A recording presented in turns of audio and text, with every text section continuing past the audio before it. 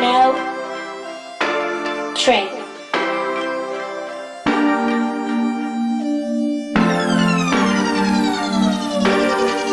When you start from the bottom, you on the dream at the top. Set a goal to succeed and I wouldn't be stopped. Drop they on me, even counting me out. Like I ain't have me no hustle, like I need me some clout. I say if they ain't involved, they don't wanna see you win. Success is the root to a lot of faith. Well, love's a new hate, but why these love to hate? I'm just trying to run me up a bag. Let me be great, say I can never understand how another man can hate another man just because the other man had the better plan to become a better man, to survive and provide and take care of his fam. The most slept on from a slept on state. And welcome in to Bulldog Football here on the Hill Media TV, as it's the Battle of the Bulldogs, with Fayetteville traveling here tonight to Gerald Williams Stadium to take on the Red Dogs of Springdale. And I'm joined now by head Red Dog himself and former Springdale Bulldog, Brett Hobbs. What's up, Coach? Hey, Pat. How you doing? Thanks for having me.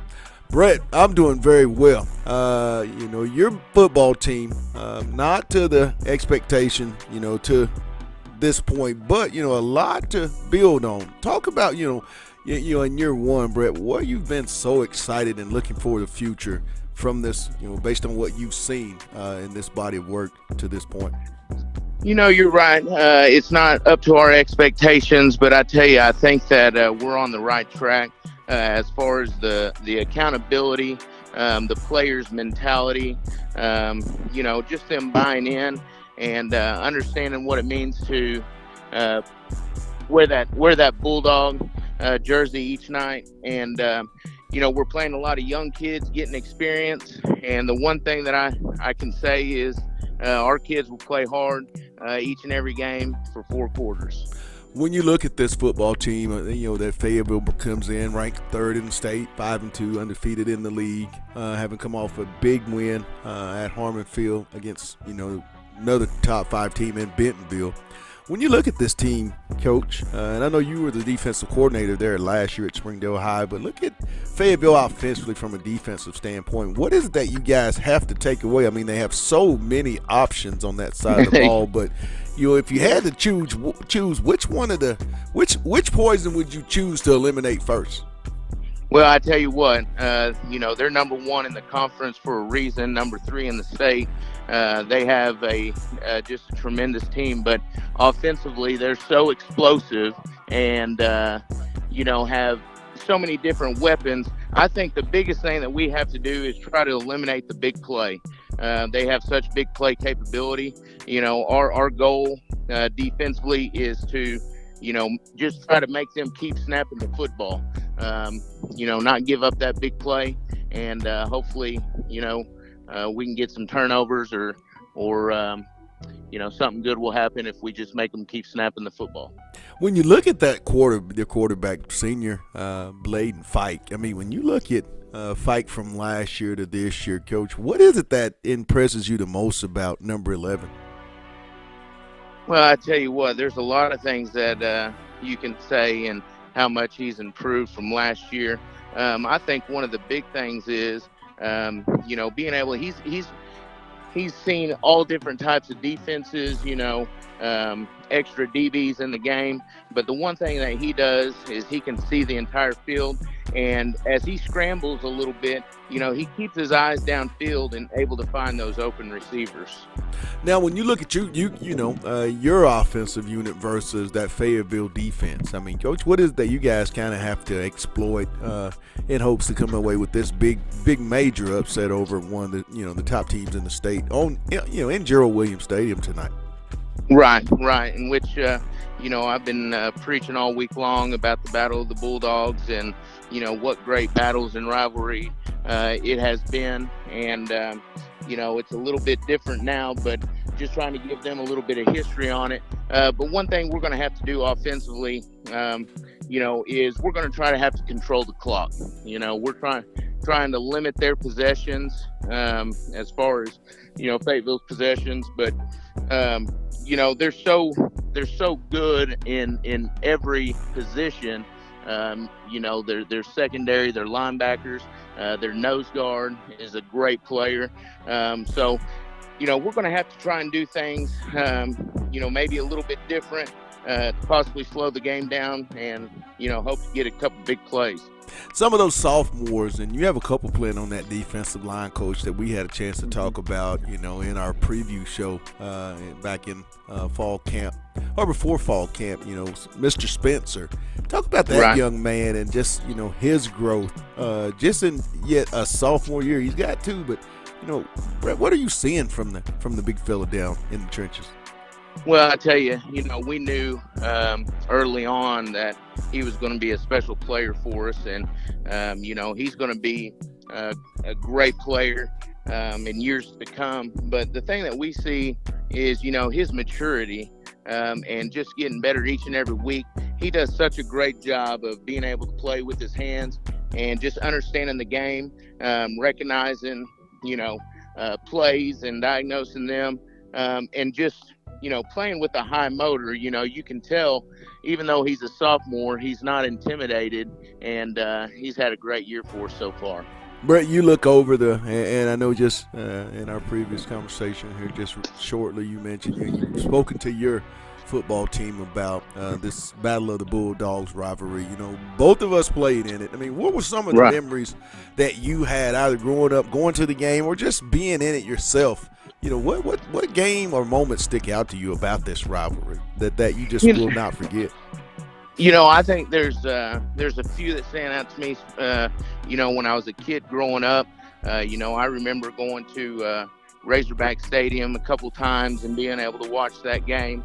My older brother in '96, they beat Fayetteville by 14 in order to make the playoffs. And of course, as a player, I was on both ends of the winning and losing by 1 point. My junior year, we ended up winning 10-9, and then the next year, my senior year, they got us and beat us 17-16. So, just a competitive, hard-fought game that both teams are excited about and compete. Well, I know you got to get back into the clubhouse here at Gerald Williams Stadium for this yet another matchup of the Battle of the Bulldogs that will jot down in the history of this big-time rivalry. But that message for those that will be sitting down here momentarily, Brett, to watch the broadcast here on the Hill Media TV, or going to be buying a ticket to have a seat here at Gerald Williams Stadium, what's that final message to the fans that want to come out and watch this very, very special rivalry? Right. I just think that it's big for both communities. It has been, especially for the older guys and alumni. But I think you're going to see two teams that take pride in their schools and wearing their jerseys. And I think you're going to see two teams that are going to play hard and compete. Well, Brett, I'm looking forward to being on the call and yet in another special rivalry here on the Battle of the Dogs. Good luck tonight, not only tonight, but in the resurrection and bringing this Springdale program back to where I know you can and will bring it back to. Well, I appreciate that, Pat, and appreciate your friendship and the job that you do. Thanks, Brett. All right. See you, Pat. That was Springdale head football coach Brett Hobbs. We got more here on the Bulldog pregame show. Time to talk with all the dogs, including their head coach, Casey Dick. All that's coming up on Bulldog football. You're watching the Dogs on the Hill Media TV.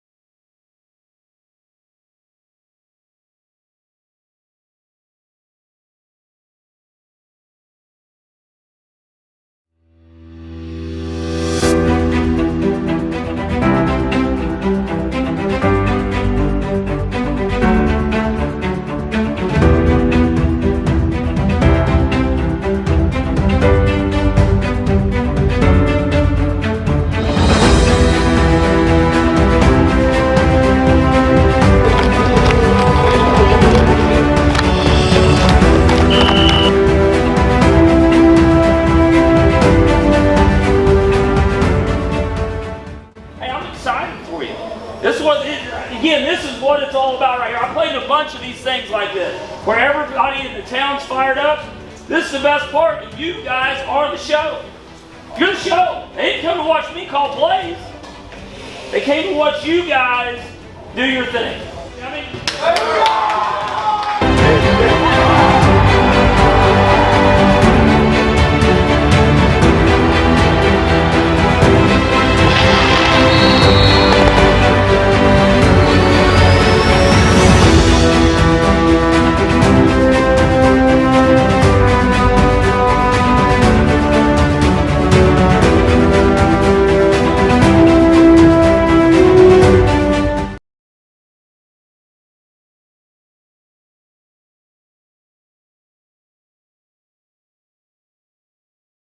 Hello, Northwest Arkansas. I am Darren Storms with Storms Orthodontics. Here at Storms Orthodontics, we're proud to be able to sponsor the Fayetteville Bulldogs for this upcoming season. We wish you guys the best of luck. Have a safe and happy and healthy football season. Go Dogs. Good luck, boys. Perfect.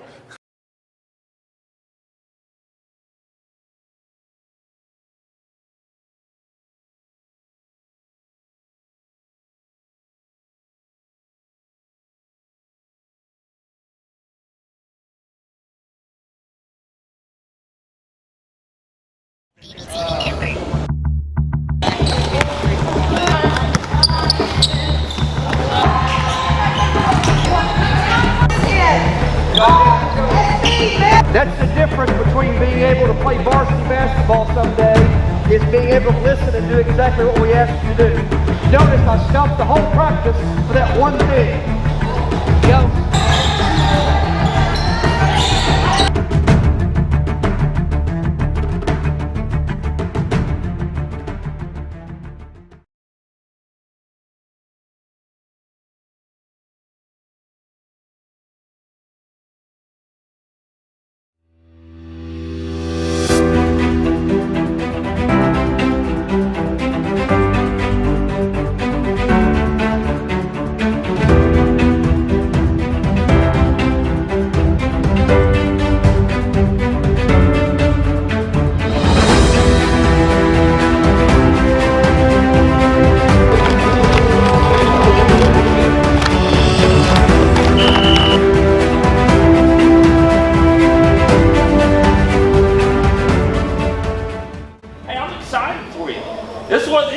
This is what it's all about right here. I played a bunch of these things like this, where everybody in the town's fired up.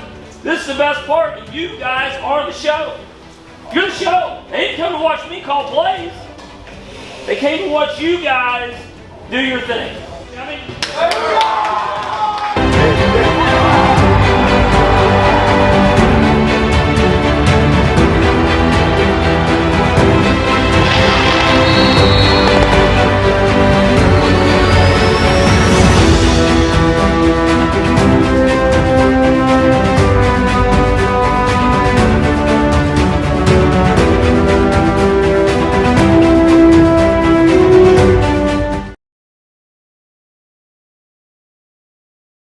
And welcome back to Bulldog Football. It's the pregame show on here on OTH Media TV, and I'm joined now by a young man that had a very, very outstanding game last week in a top 5 matchup. But, you know, I guess that's to be expected because he's a senior, and let's bring him to the show. Defensive back, Jackson Taylor. JT, what's up? Nothing much, man. Good to be back on the show. JT, last week you played one of the most outstanding games I've seen as a former defensive back at Fayetteville at that position. I mean, outstanding. You know, how do you continue to build off a game like that heading into, you know, what we all know as a very historical rival, the Battle of the Bulldogs? Well, I mean, just got to trust my teammates. They really came in clutch for me last week. They made some great plays that have helped me get the plays I've made, and to really just not get a big head about beating Bentonville and just keep our heads focused on just the next game after game, and just take it one game at a time and just treat every week like we're playing Bentonville, and we'll prepare and play good every week. I want you to talk about your game there as, being inserted into the starting lineup a few games into your senior year, Jackson. I mean, you just continue to grow and grow. What are you, what feels so comfortable out there? Because the game seem to be slowing down. I mean, is that what you're saying? I mean, how do you describe your game to this point? I mean, really, like I said, great pressure up front by my teammates. Just playing with just a level of confidence helps as well. Just trusting what the coaches do and what everyone else does, and going out there just playing a little bit more loose and just being able to make plays, calculated risks on the ball. I like that.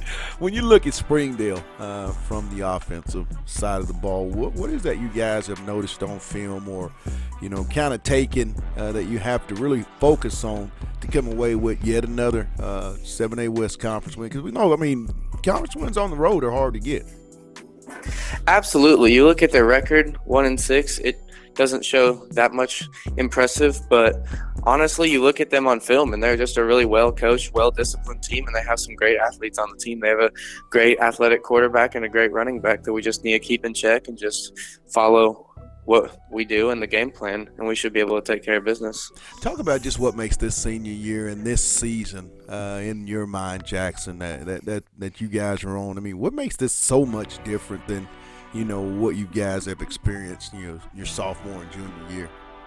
It's really special. I mean, we have a lot of senior leadership. There's, I think, 53 seniors on the senior team, and instead of just fighting with each other and fighting against the coaches, we just build each other up, and it feels like we're all working for one common goal, and I think that's helping us be more successful this year.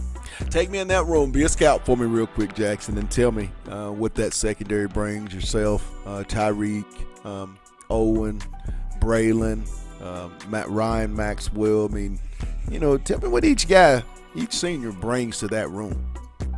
Oh man, I mean, the DB room, we're really experienced. Everyone on that DB room has gotten a lot of varsity playing time last year as well, a lot of varsity playing time this year, and really just people who love the game.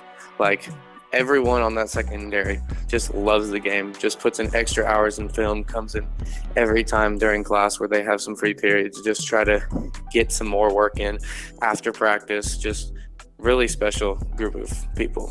Well, I got a new nickname for you, JT. You're Pick Six Jackson for the rest of the year. I love that. I'm calling you Pick Six, and that's what you're going to be. I know you wear number 3, but we just doubled that, and you're Pick Six Jackson, all right?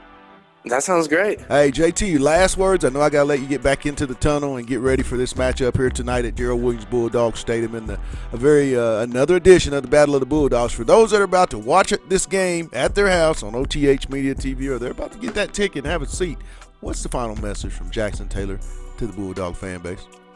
I mean, just thank you for continuing to support us. The support that we get from every fan, every single player is just why we're so successful. Well, Jackson, hey, good luck tonight. I'm looking forward to being on the call, Pick Six, and hopefully that's exactly what I'm going to be saying here momentarily. But a good luck tonight, and one dog to another. You know them final words. Let's get it. Yes, sir. That was senior cornerback Jackson. I told you, Pick Six Taylor.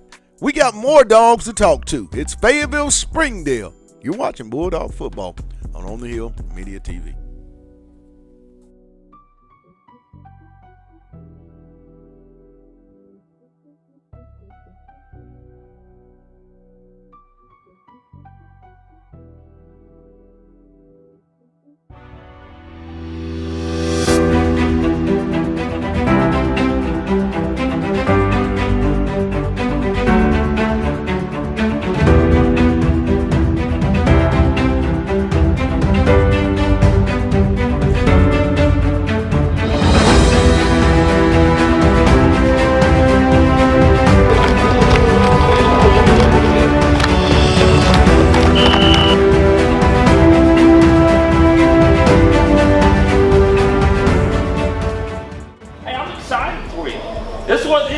This is what it's all about right here. I played a bunch of these things like this, where everybody in the town's fired up.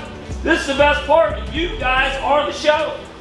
You're the show. They didn't come to watch me call plays. They came to watch you guys do your thing. I'm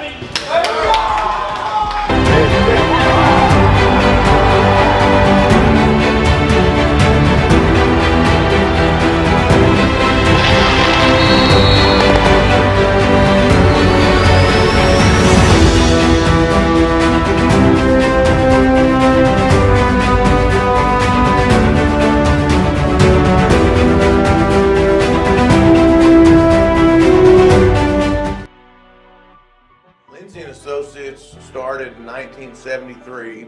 This is our 48th year in real estate in Northwest Arkansas. We have 2 locations, one in Fayetteville and one in Rogers. And we are here to serve the people of our community. And as my dad always said, at Lindsay & Associates, we bring great neighbors together.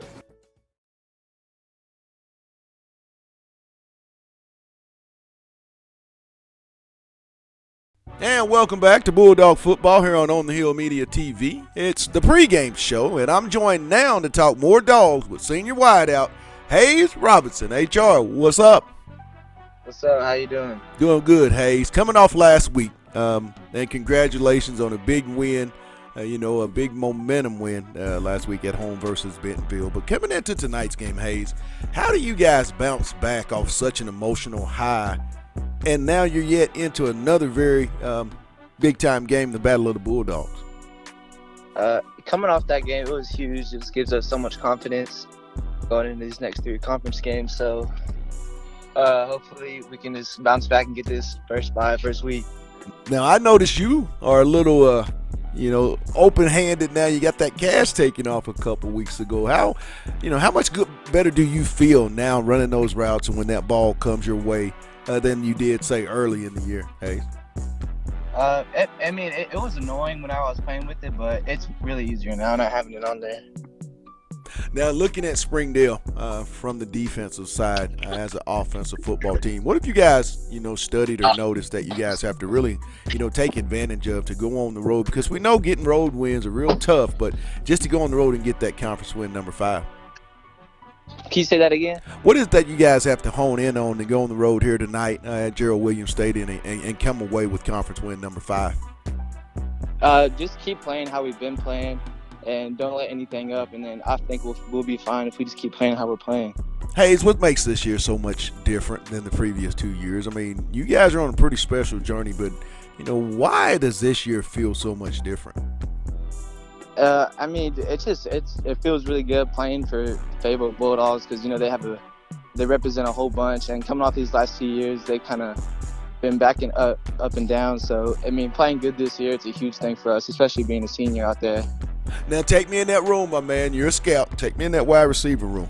Tell me what Hayes Robinson brings to the table. Isaiah Satania, senior Jalen Blackburn, and also senior Dylan Cattell. I think it's the best in the state, but you're a scout now. Tell me what that room, what you would say about that room and what each player brings to the table. I love playing with these guys because, they just bring so much effort and, they just give us so much momentum, especially being these wide receivers out there. So I think we're just going to keep playing how we've been playing to do really good for our receivers. Talking with Hayes Robinson, senior wide receiver there at Fayetteville. Hayes, what's the uniqueness about playing at Fayetteville High School and being a Purple Dog in your mind? It's just, just playing out there with all my guys and representing Fayetteville is the main part of it. It's the best part, being out there with the crowd. It's a great crowd and everything. I love it out there. Well, I know I got to let you get back into the tunnel and get ready for tonight's matchup here at Gerald Williams Bulldog Stadium. But for those final words, for the ones that will be sitting down, can't make it, but they're going to get some popcorn and have a seat and watch the broadcast here on the Hill Media TV, or they're about to buy a ticket right outside, Hayes, and sit down in the bleachers. What's that final message to the Bulldog fan base from Hayes Robinson? Should just cheer us on out there because we're going to run up the scoreboard again. Well, Hayes, from one dog to another, I'm looking forward to being on the broadcast tonight. You know them final words. Let's get it. Yes, sir. Appreciate it, Pat. That was senior Bulldog wide receiver Hayes Robinson. We got more dogs to talk to. It's the Battle of the Bulldogs here live from Gerald Williams Bulldog Stadium. You're watching Bulldog Football on the Hill Media TV.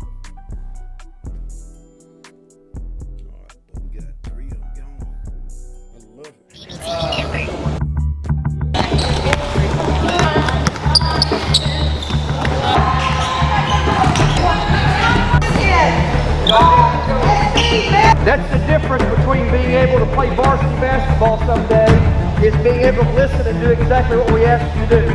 Notice I stopped the whole practice for that one thing. Go.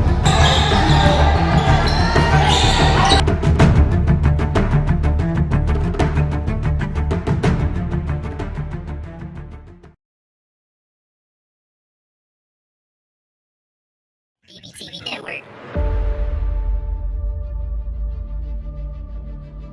Crashing the glass. Got it? Communicating on the phone. Here we go. Oh, you handed to me. What's that?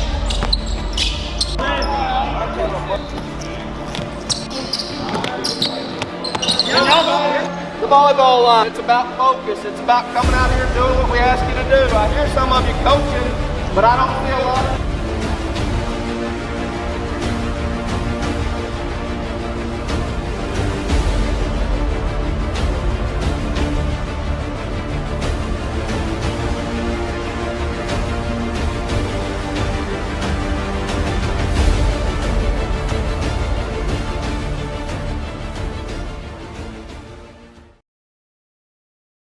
And welcome back to Bulldog Football here on OTH Media TV. It's the pregame show, and I'm joined now by yet another Purple Dog here in the Battle of the Bulldogs, senior linebacker Luke Janske.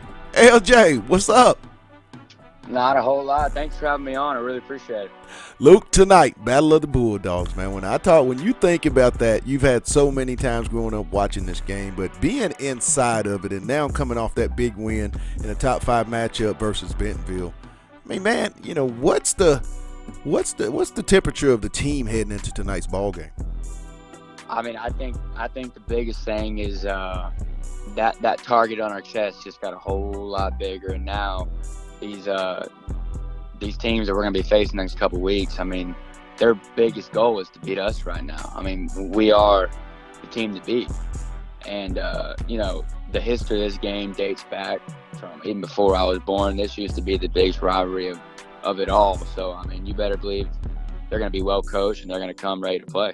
Being that team, you know, that everybody wants to beat, and I know you said that target got real big, but, you know, being that team also just 2 years ago with that chip on your shoulder, is that with this group of seniors are, you know, pushing forward with the younger guys as we progress on into the season, and even more so coming off such a big emotional victory as you did last weekend?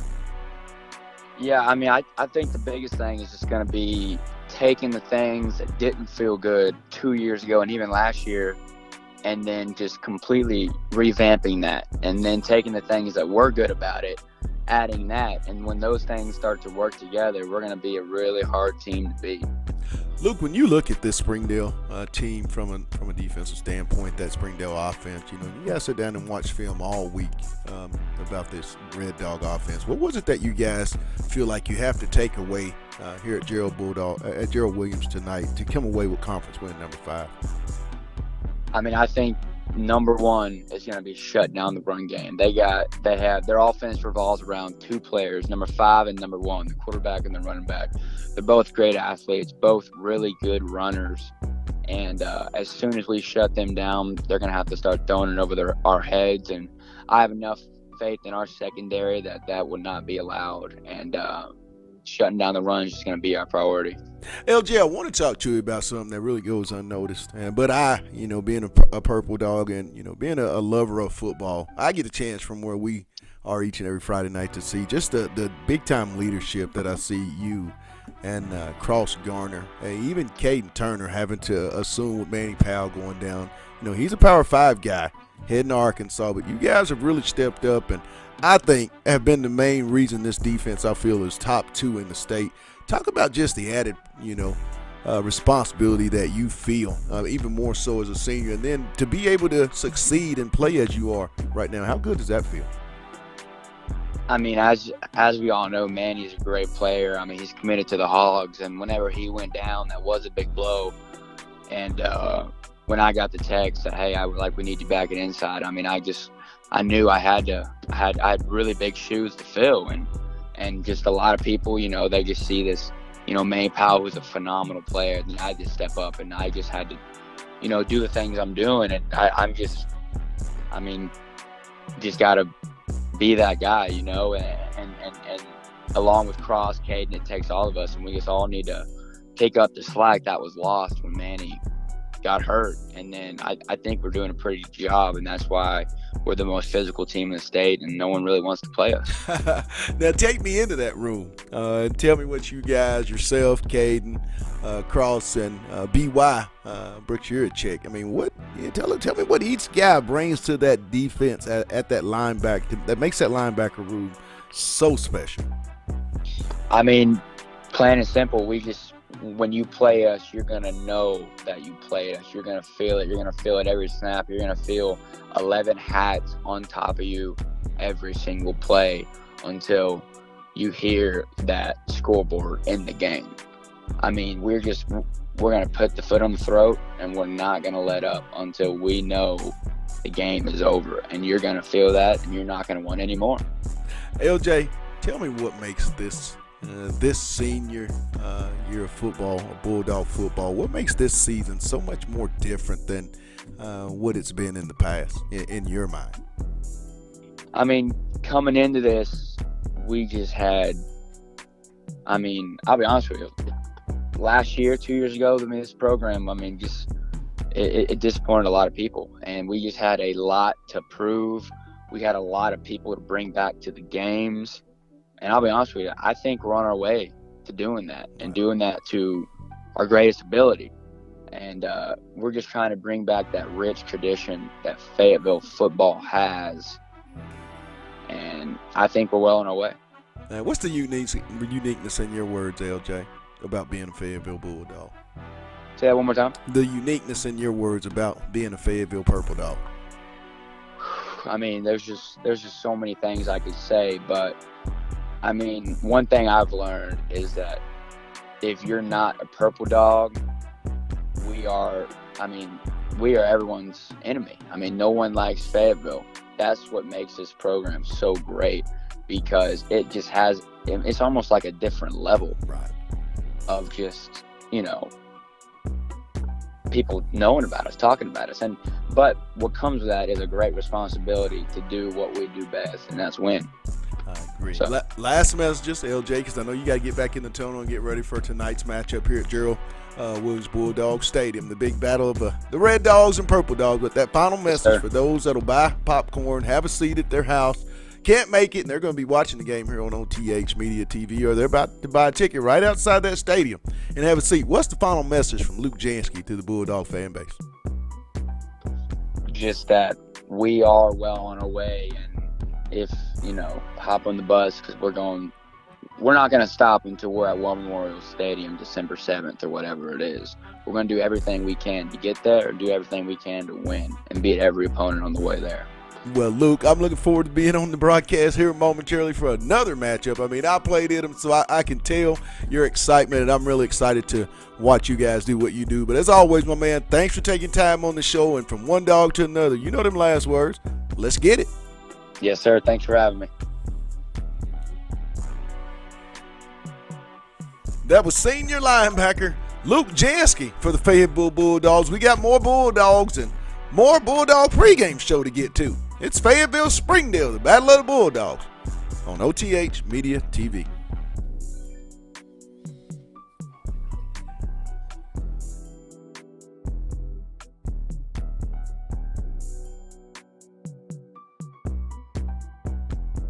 Hey guys, this is Pat Jenkins of On the Hill Media and voice of Fayetteville High Bulldogs Athletics. Make sure and subscribe to our YouTube channel. That's On the Hill Media.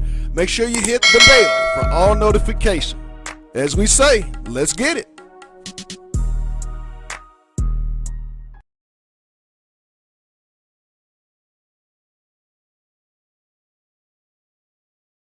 And welcome back to Bulldog Football here on OTH Media TV. It's the Bulldog pregame show, and I'm joined now on the show by senior nose guard Gabe Barrel. What's up, big Gabe? What's up? Gabe, you come off a big win last weekend, my man. I mean, what's been the mindset for this football team heading into yet another matchup, the Battle of the Bulldogs, on the road? I mean, what's been the team mindset? I mean, we're just ready to win. I mean, we got to keep it rolling. We're on a hot streak right now, and I mean, I don't think there's anybody in the conference that can end it. We just got to keep pushing for the rest of the season. And, I mean, the end goal, we all have the same mindset. We're trying to get to state. This defense, from what I've seen from the box vantage point that I have, week in and week out, you guys just seem to get better and better and better. But more importantly, that defensive line being able to stop the run, Gabe. What's been that, the mindset of you guys up front each and every Friday? Because it has been hard to gain yards on the ground. I mean, well, with Manny Powell going down, I mean, we had senior who started so many games, Luke Janske, going in the box. And, I mean, him and Caden Turner, I mean, they lead the box so well as good DBs. We have a good set of DBs. I have a few with offers. And, I mean, we're just playing good. We got chemistry. We've been playing so long, so we're trying to keep it on a roll. Talk about yourself, my man. Each and every game, you get 2 or 3 guys on you. But, Gabe, I mean, to me, you are the most unheralded defensive lineman, not only on your football team, but in the state of Arkansas. I just don't think you get enough credit. But, talk about just your job and where you feel at this moment your game is at, because I think it's at a pretty high level, 99. Well, I mean, I just try to work every day, stay focused in practice, listen to my coaches. They tell me what to do. They always want the best for me.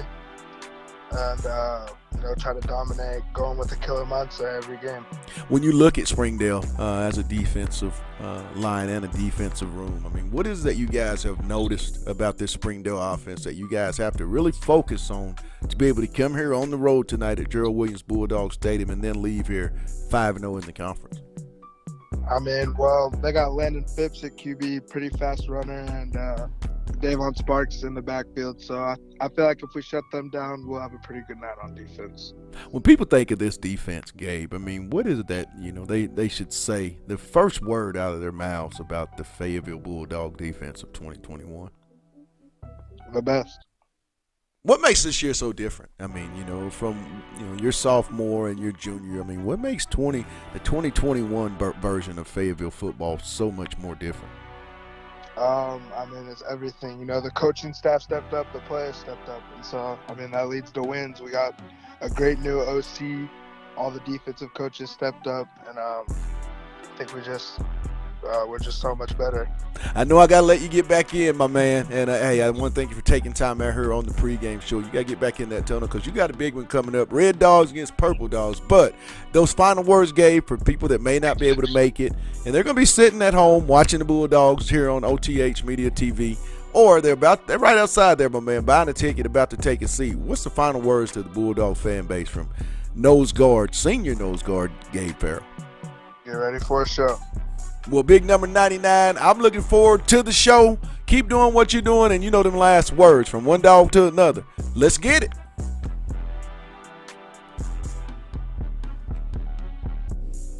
That was senior nose guard, big number 99, Gabe Barrel for the Bulldogs. We got more on the pregame show. You're watching Bulldog Football on the Hill Media TV.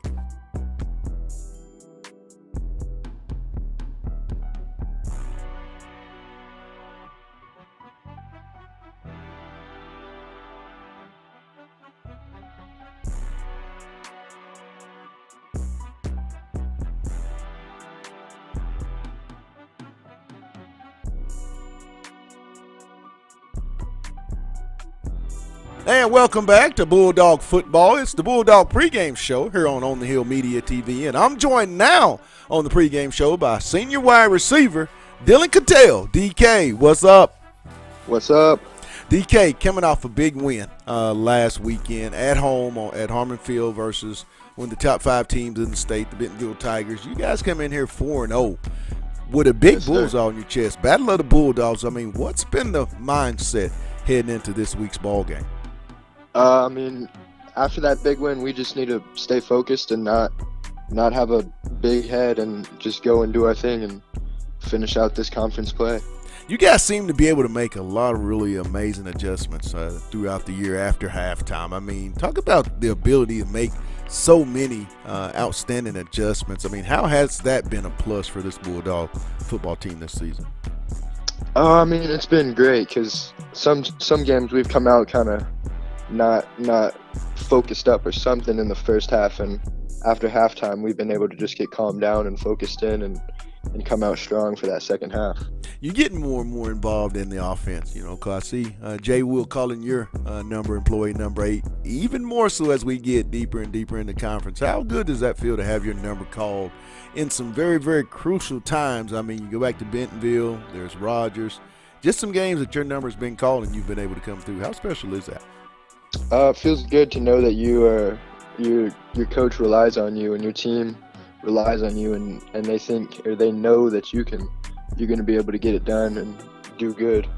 Dylan, I want you to tell me just about your quarterback, Blade Fike. I mean, you know, talk about just his growth from his junior year to his senior year, and, you know, what are some of the things that you've seen Bladen grow in, and how, you know, just, you know, how he is for being that senior quarterback for you guys, the Fayetteville Bulldogs in 2021?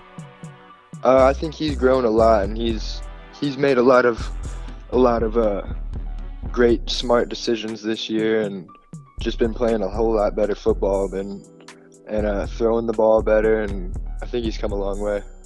When you think about your game right now, Dylan, I mean, now you've added even more responsibilities in that kicking game. Are you looking maybe to pop one here eventually? Is that something you're working toward? Yes, sir. Definitely looking on trying to pop one here. Being a Fayetteville Bulldog, Dylan, and being able to knock off Bentonville, you know, now you got that bullseye on your chest for a senior. I mean, and being an elder statesman, how do you guys keep the younger guys like Omar and those guys grounded? I mean, what's been the mindset toward those the younger Bulldogs? I mean, we just got to keep them focused up and not get a big head, and just focus on our play and playing our game. Talking with Dylan Cattell, senior wide receiver here on the Bulldog pregame show. Dylan, talk about wide receiver Coach Jordan. How much he means to that wide receiver room, and just, you know, him as a coach. I mean, you know, how special is that? Oh, he's awesome. I love Coach Jordan, and I mean, he just helps us out a whole lot. Helps us with film and route running and everything. Just gives us great tips, and he's an awesome coach. I like him a lot. When you look at this Springdale defense, what do you guys have to really attack here tonight at Gerald Williams Bulldog Stadium to leave here, Dylan, 5-0 in the conference?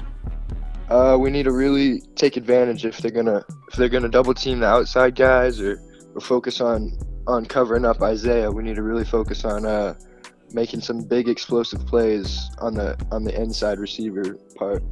Well, I know I got to let you get back in the tunnel and get ready for tonight's big-time matchup, Battle of the Bulldogs. I played in these, so I know how excited you are. And I know Mom's probably fired up. So with that being said, yeah, Dylan, before I let you go, people that can't make the game, and they'll be sitting at their house getting popcorn, Coke, pizza, whatever, getting ready for Bulldog football here on OTH Media TV, or right outside, my man about to buy a ticket and have a seat here at Gerald Williams Bulldog Stadium. What's the final message to the Bulldog fans from Dylan Cattell? Get ready for a show. That's all I got to say. Well, Dylan, I'm looking forward to being on the broadcast, employee number 8, from one dog to another. You know them final words, D. Let's get it. Yes, sir. Let's get it. That was senior wide receiver Dylan Cattell here on the Bulldog pregame show. Much, much more dogs and the head dog coming up. It's Bulldog football on the Hill Media TV.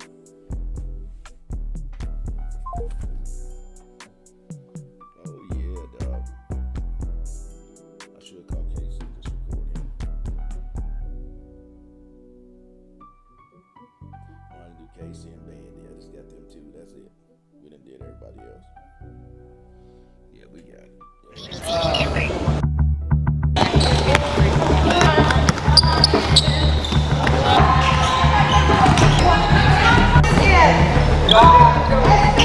That's the difference between being able to play varsity basketball someday is being able to listen and do exactly what we ask you to do. Notice I stopped the whole practice for that one thing. Go.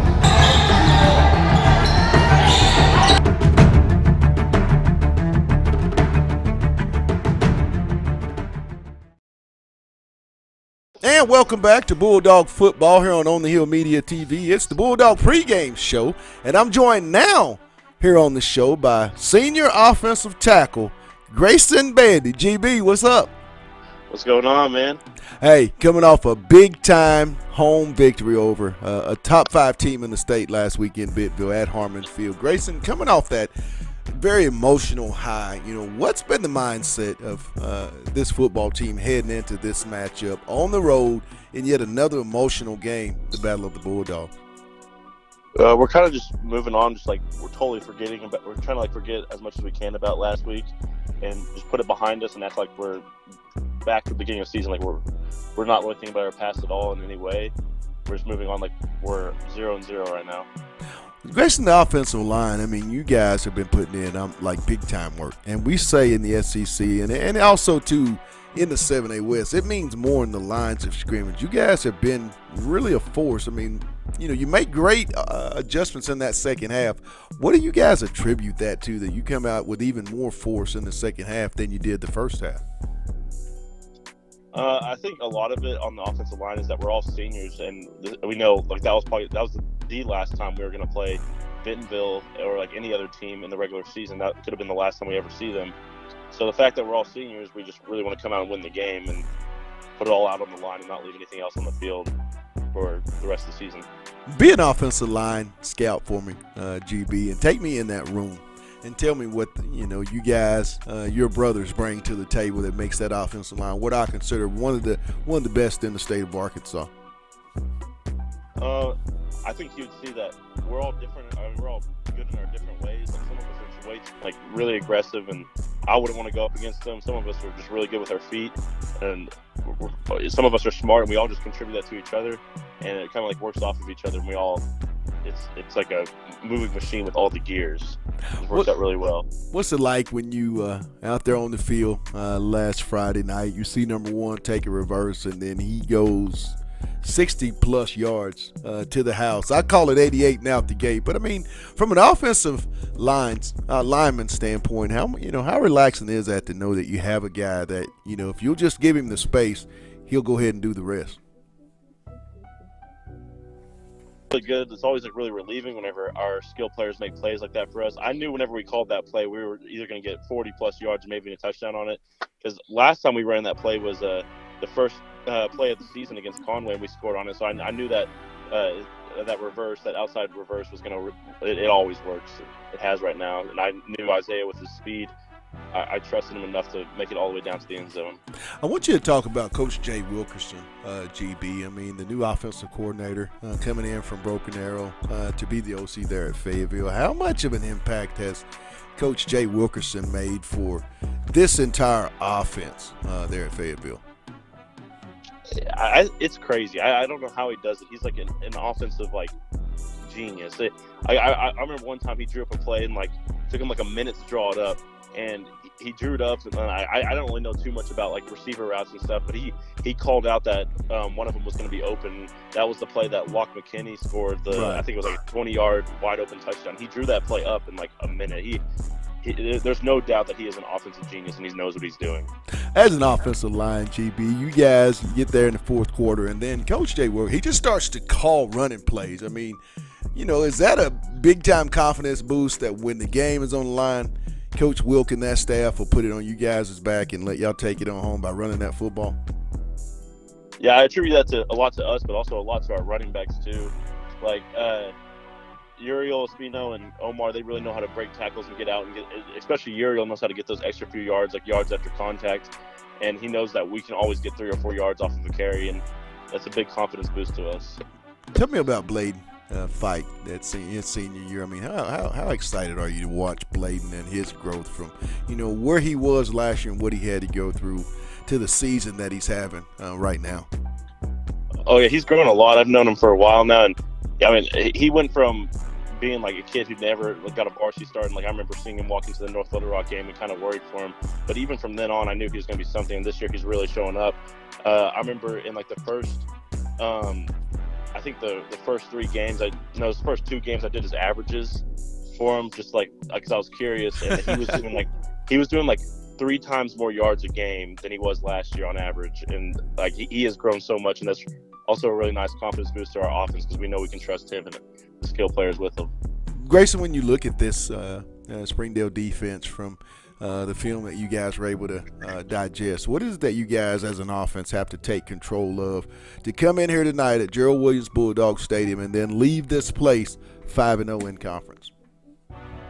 I mean, they're pretty good. They're good enough to beat us if we come out there and play like if we lay an egg. But I think we all just need to focus on our jobs because there's really no position on their defense that really like outstands that we have to watch out for. If we all just do our jobs, I feel like we can really hand it to them. When people think of this Fayetteville Bulldog offensive line, Grayson, this 2021 version of the Purple Dogs, what's the one word you want them to come to their minds and just speak as soon as they think of you guys? I would say fierce. I think we are more physical than almost every single team that we've come up against. I can't really think of anyone else that was more physical. Bentonville was probably our most physical game yet, and if you watch that game, you can tell that we were definitely more physical than them. So fierce. Last words, I got to let you get back into the tunnel and get ready for tonight's ball game, the Battle of the Bulldogs here at Gerald Williams Bulldog Stadium. Grayson, but for those that will not be able to make the game and sit at their house, popcorn, Coke, maybe pizza or whatever they want to snack on, watch the Bulldogs here on the Hill Media TV, or they're right outside the gate about to buy a ticket and come into the stadium. What's the final words to the Bulldogs fan from offensive tackle Grayson Bandy? I say it every single time. We're going to shock the world and just sit back and eat your popcorn and watch, because we are. Well, Grayson, I'm looking forward to being on the call, but, man, keep doing what you're doing, one dog to another. You know my final words. Let's get it. Yes, sir. That was senior offensive tackle for the Bulldogs, Grayson Bandy. Hey, there's more Bulldogs to talk to. It's the head Bulldog himself. Up next, Casey Dick. It's the Battle of the...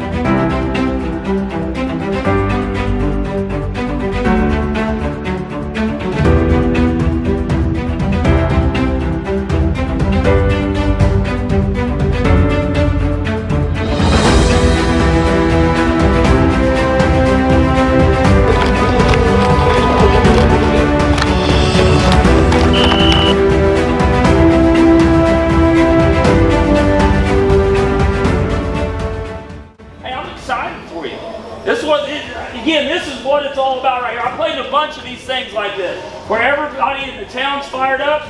This is the best part, and you guys are the show. You're the show. They didn't come to watch me call plays. They came to watch you guys do your thing.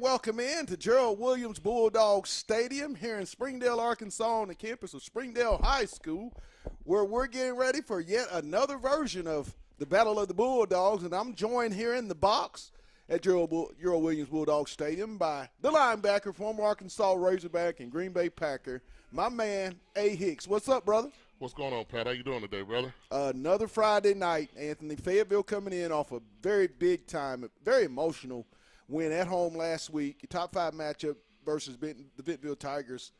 How hard is it if you're Fayetteville to come in playing against a team such as Springdale that's had not the success? I mean, let down, could that be a major word tonight? So, Pat, this is what you do on the Fayetteville Springdale. I mean, this is over 100 years, right? So then you throw all the records out, you just throw them out the window. I mean, this is opportunity for Springdale and Fayetteville to play one more again, and we just want to see if Fayetteville, like I said earlier to you, I want to see if Fayetteville is going to play down to the talent that they're playing against. I kind of saw that a little bit in the North Little Rock game, but this is the 7th game of the year. This is time for Fayetteville to put it all together, and we're here now. Lots of seniors for the Bulldogs of Fayetteville, over 40 plus, but on the flip side, this is a very young, predominantly sophomore Springdale football team. When you look at the numbers, Anthony, 16 seniors, 25 juniors, and 35 sophomores, and one of those sophomores on the defensive line, I'm pretty sure you know quite well, and we're going to be mentioning his name quite a bit this evening. Hey, Pat, that's Caden Spencer, Pat, number 93. He's a young bull, and he's a kid that's not going to quit, and Fayetteville, they know that too. So let's get it. Fayetteville set to kick off. And we're underway. Springdale to receive it. Up the middle. And he's going to get it all the way out.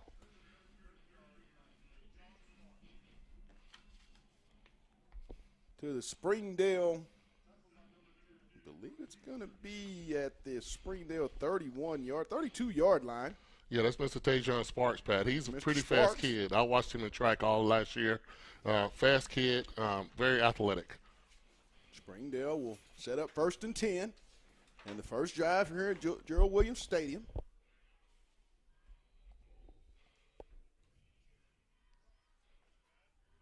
High formation set, shotgun. Phipps, the quarterback. The give. It's to Sparks, and he'll be dropped for a loss of, I believe, 2 yards. Which dog do you want to give it to? Because there's a host of white and No, that was purple on number that stop. no, Pat. That was number 4. He read that. Luke Janske Yeah, on the Luke stop. read that very well, man, and he came downhill like he's supposed to. I think they're going to try to run it us a little bit, try to do a lot of different things, but now they come out in a 5 wide. Phipps looking. Oh, Got a man open, Caught it. complete.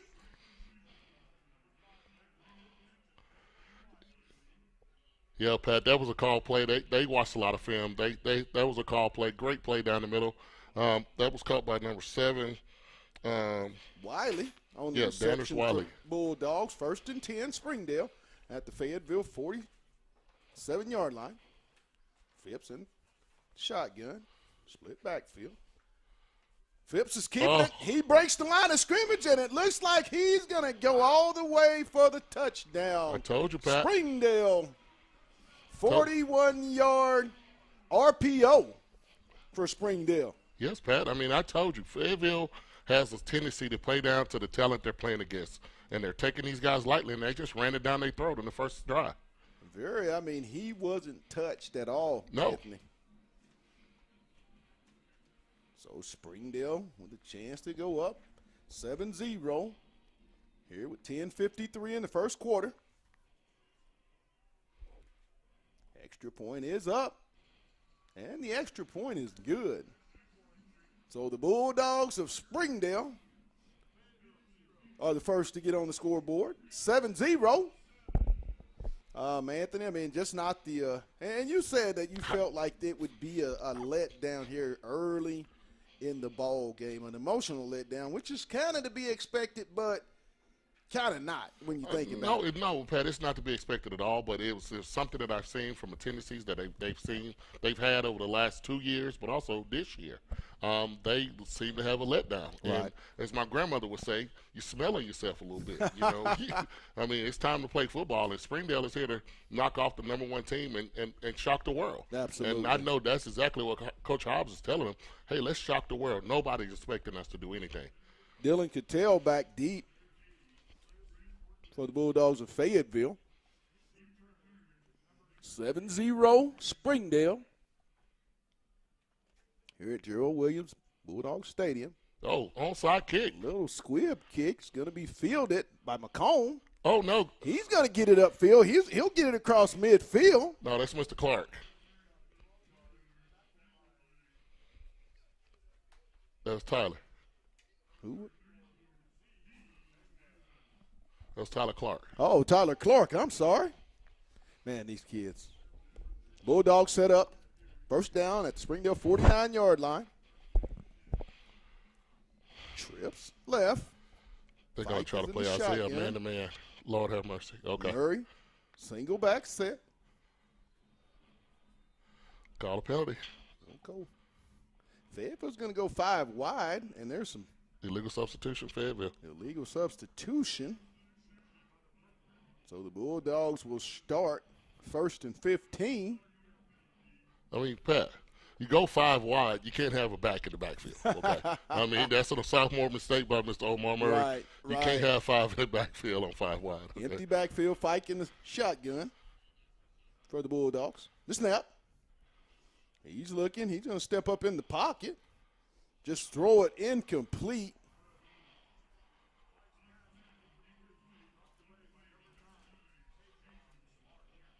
Sparks on the deflection, intended for Blackburn. Trips left. Murray single back. Fike in the shotgun. 2nd and 15 for the Bulldogs at the Fayetteville 46-yard line. Little swing pass to Satania. And Satania's going to get up across the 45 down to the 44. Brings up 3rd down. About 5 on the play. Pickup of 10 for Fayetteville. 4 wide. Murray single back. Fike in the shotgun. 14 on the snap clock. Fike takes the snap. Little screen play to Satania. He's going to bounce out, makes a man miss, and maybe on that second effort, Anthony Mike picked up the 1st down. Yeah, he got that, Pat. He fought for every bit of that. But this is a different kind of game, Pat. Springdale, like I told you, throw all the records out the door. This is Fayetteville Springdale. This is a rivalry game, and Fayetteville has to come to play like they did last week. Fayetteville, twins right. Murray is the single back, Fike in the shotgun. The snap. The give is to Murray up the middle. Murray's going to slash ahead for a pickup of about 4 on the play. Yeah, Pat. See, and that play, Pat, is the tackle was made by the free safety, so that looks very good for us. It's going to bring up 2nd and 6. Gives to Murray off the left side. He's going to get maybe a yard. We'll make it 3rd and 5. They're going to give him 2 on the play. That'll bring up 3rd and 4 for the Bulldogs. Fayetteville, twins right. Fike single back. Murray in the shot, single back set. And I think Fayetteville's going to get a cheap one right there, as it looks like the defensive end for Springdale was in the neutral zone. That'll be 5 and the 1st down. Yeah, that's my buddy, Mr. Caleb Spencer. He's anxious, man. You get him the 3rd down, man. That's what I want the ball, but he gave up the 1st down right there. Bulldogs, 1st and 10. Inside about the 27 of Springdale. To Cattell. Dillon's going to break a tackle, be stopped by Sparks on the tackle, but Cattell will pick up at least 2, maybe 3, get it down to the 24-yard line of Springdale. Well, I'll give him 3, 2nd and 7 on the play. Twins left, Fike shotgun, Murray single back. Fike takes the snap. He's got a man. Oh, that's pass interference. And that's going to be incomplete. I mean, he hit him early. Wow. Gonzalez on the deflection. It did look like he got there a little early. Yeah, they called it. I mean, I see a flag, so they had to call it. But it was right in front of the back judge, and he didn't call anything. It was called by the side judge. They're going to get that. Yeah. As they're going to get the penalty. Great call, Anthony. I mean, you saw it. It's so ironic, those stripes there. Come on. Oh, he saw it, Pat. He's that side judge, but that's not his call, though, Pat, to be honest with you. It's that back judge call. It's right in front of football here. Make the call. Let's move on. 1st down, Bulldogs. At the 12-yard line of Springdale. Little swing pass. Gets away. Satania, and he's going to be swarmed by a host of Springdale Bulldogs. Fayetteville's trying to check out those edges. I mean, Pat, one thing I do notice, man, Springdale's getting a lot of kids to the ball. I mean, they're hyped up a little bit tonight, and I don't blame them. I mean, you're up 7-0 on Fayetteville. Trips right. The give to Murray off the left side. He's going to get outside, still running. And Murray's going to get down around the 5. It'll bring up 3rd and short for the Bulldogs of Fayetteville. Nice off-tackle run. Grayson Bandy, a great seal of the edge on that play right there, Hickey. Oh yeah, Pat. Great blocking, but hey, Omar broke about 2 or 3 tackles, but we're still in third down again, Pat. This is the 4th time this series we're in third and 2 at the Springdale 5-yard line for Fayetteville. Hands left. The give is to Espino. Ooh. Ball's loose. Oh man. And Pat, that kid came downhill. That's what a linebacker's supposed to do right there. Nick Compton, Pat, he came downhill. Number 43. Yeah, Nick Thompson, Pat, he came downhill right there, Pat. That's going to bring up a 4th down at the Springdale 5-yard line. 7:04 to go in the first quarter. Viking the shotgun, Espino single back. Give this to Espino. And I believe Pat, he didn't get it, Pat. He didn't get it, Pat. He did not get that, Pat. He did not get it. That, Pat. He did not get that, Springdale will take over on downs. Not sure what that was. It seemed like he lost his footing on the cut. I mean, Pat, this is what Fayetteville does, man. I mean, you're playing down to the level of talent. You just played the number 3 team and beat them, like a dog last weekend. And then today you show up with Springdale and you're just taking your time. And, you don't let a team like this stay in it, Pat. Phipps and the Red Dogs will take over. 1st and 10 at the Springdale 5-yard line. Up 7-0, 6:52 to go. Twins right. Off to Sparks.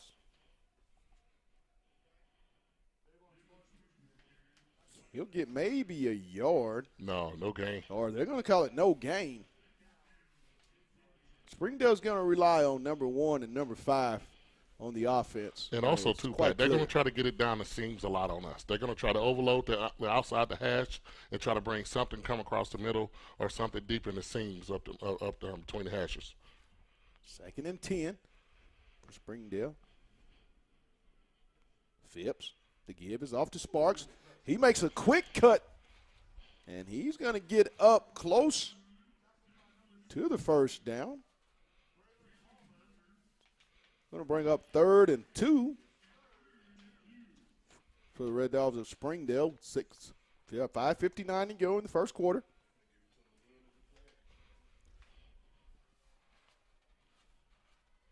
I-4 single back set. Phipps. Give to Sparks. Nothing. And he's going to be stopped K9 for a loss. K9, Caden Turner, the big stop for the Bulldogs. And those plays right there, you got to have K9 really be asserting himself in this ball game, in particular, Anthony, early, because you need those leaders to kind of in games like this keep the team, keep that energy level up. Hey, Pat, I remember every single class, and they always wanted to win this game. They were hyped for this game. Great stop. Bulldogs force a punt. Cattell will set up at the Springdale 45-yard line. Make it to 44 for the return. The snap. You can get a return. Nice Return. Returnable. Return. Cattell fields it Go. at 49. He'll cut to the right side. Cattell still running, and he's going to get it down to the 31. Return of about 16 on the play. Fayetteville was set up on the Springdale side at the Red Dog 31-yard line. Field position, Anthony, is what it seems like this game is going to come down to. If Fayetteville can play most of the night on the Springdale side, you kind of have to like the Purple Dogs' chances. I mean, Pat, yes, I do. And the playbook is wide open, but, Pat, we're getting beat up front now. I mean, they're getting us in the 3rd down. They got us into a 4th and 1. We're getting beat up front now. So I want to see, how these guys are getting pressure with 3 on our 5. 4 wide. Murray single back, Fike in the shotgun.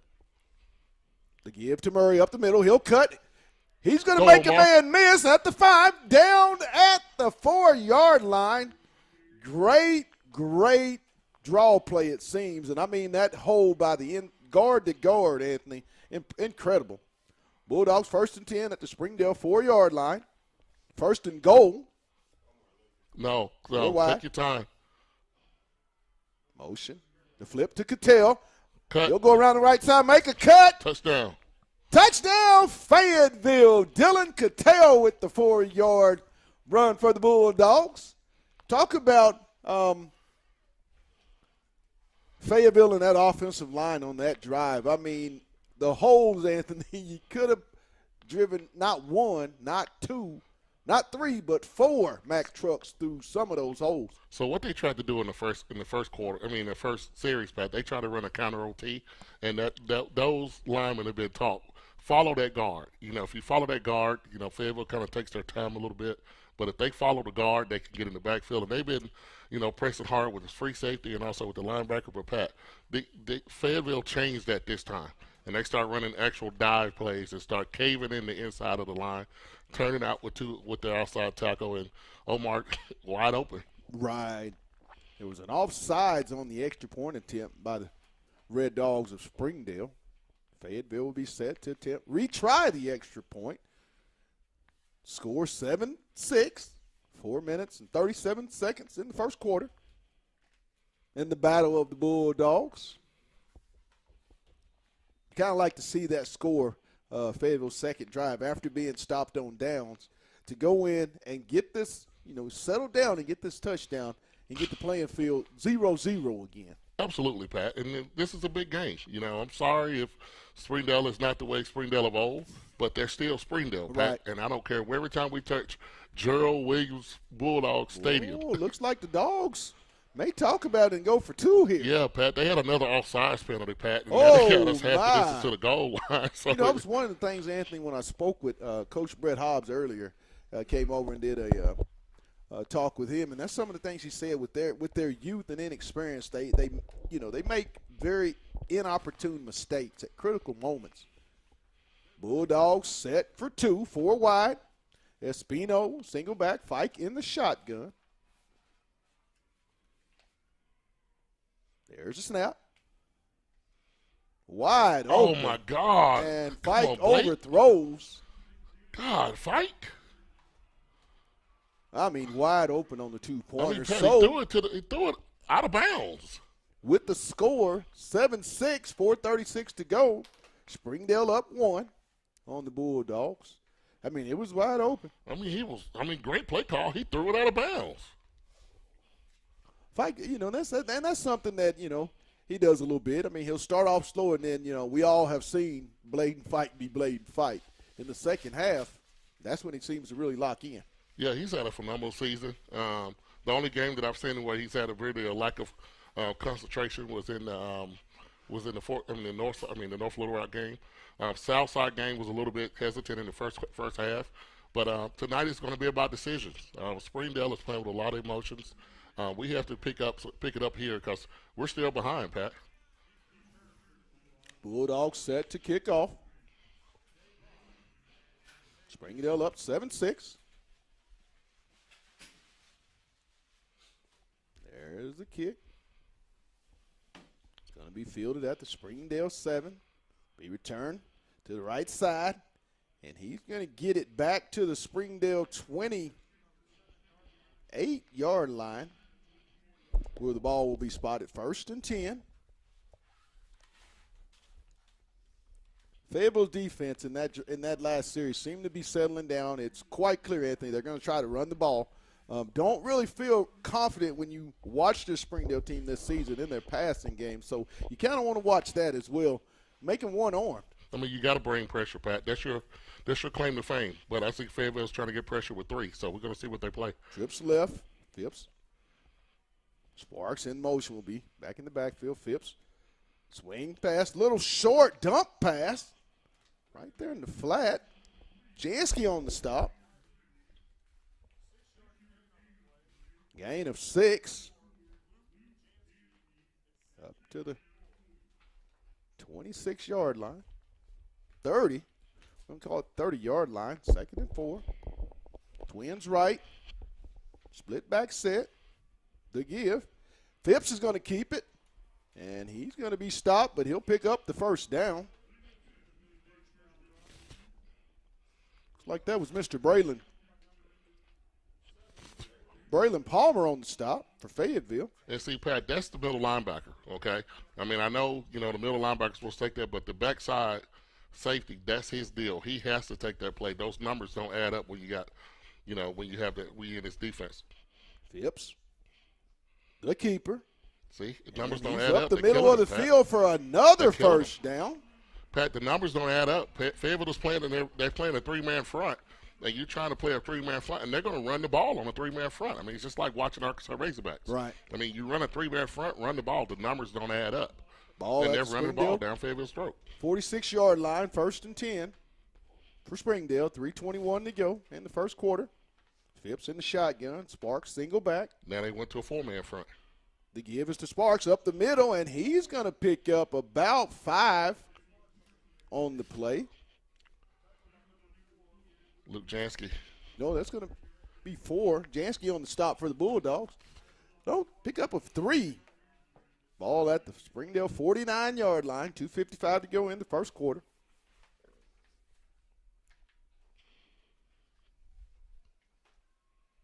Split back set. Twins right. Phipps in the shotgun.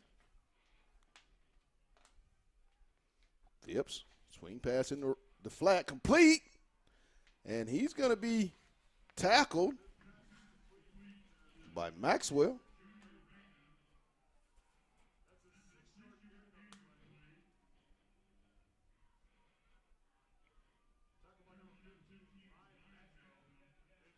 Bowman on the reception for Springdale. Split back set, too tight. 3rd and short for Springdale. Motion. And there's going to be a flag, and he's going to be stopped for a loss. Yeah, I think we're going to decline that, Pat. That's going to bring up a Illegal 4th shift. down. But no, we're going to see if we got to take it. Yeah, we're going to decline that, Pat. It's going to be 4th down. He lost 2 on the play. It's going to bring up 4th down. We're going to see if Coach Hobbs go for it, man.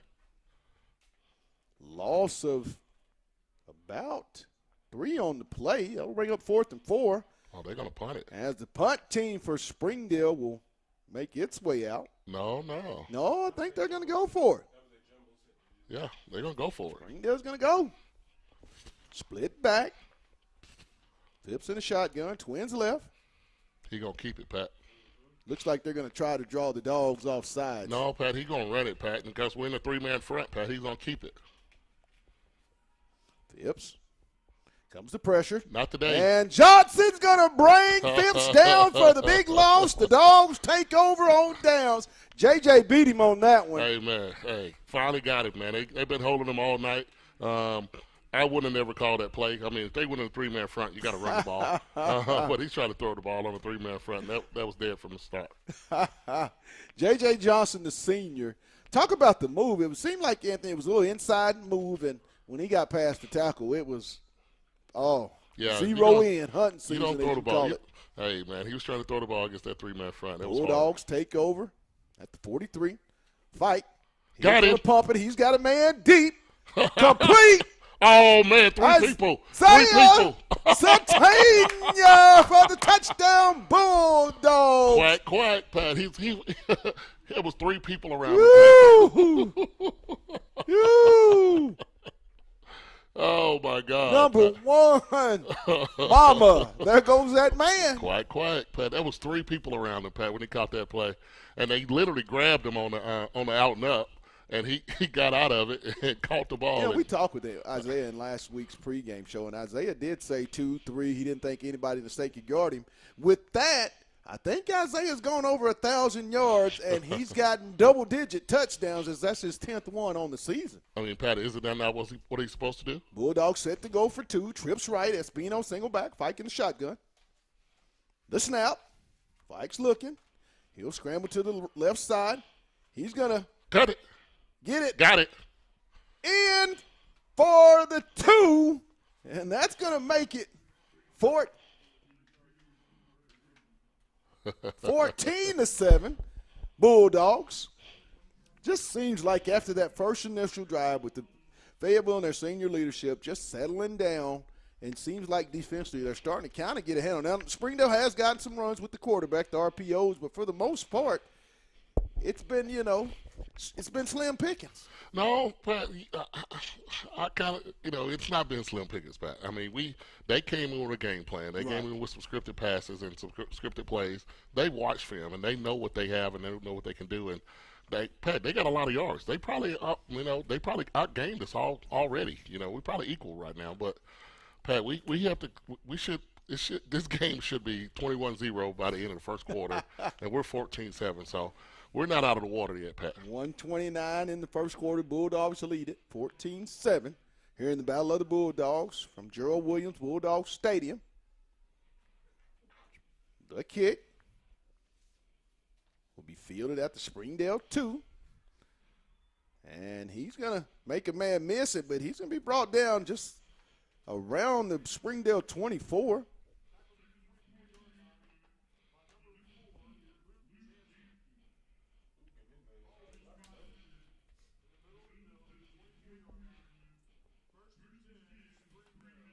First and 10 from the Springdale 24-yard line. Bulldogs of Fayetteville up 14-7.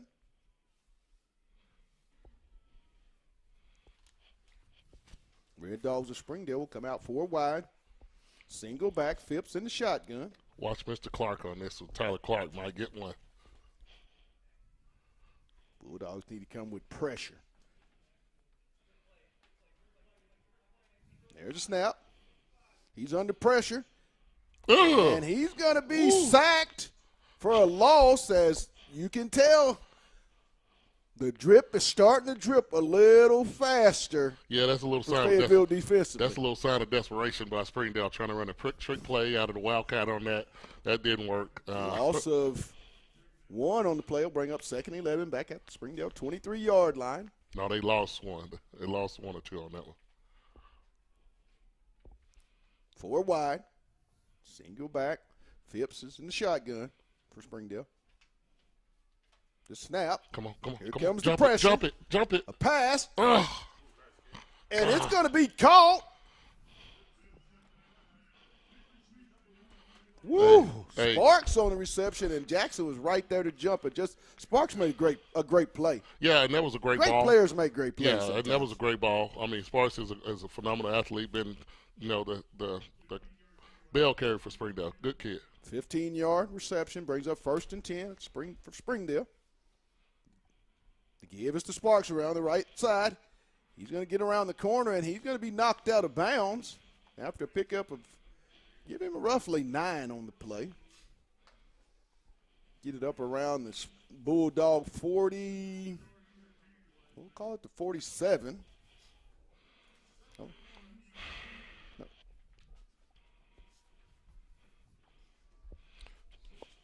Pat, I understand what they're trying to do, and they're trying to run it out of their base defense. But, Pat, we can't run a 4-man front and expect these guys not to hurt us. Right. And they've been hurting us all night with this when we get in this 3-man front. And they're running the ball. So let's see what happens. Twins right. Split back set. Phipps in the shotgun. He's going to keep it up the middle. And he's going to get the first down across midfield.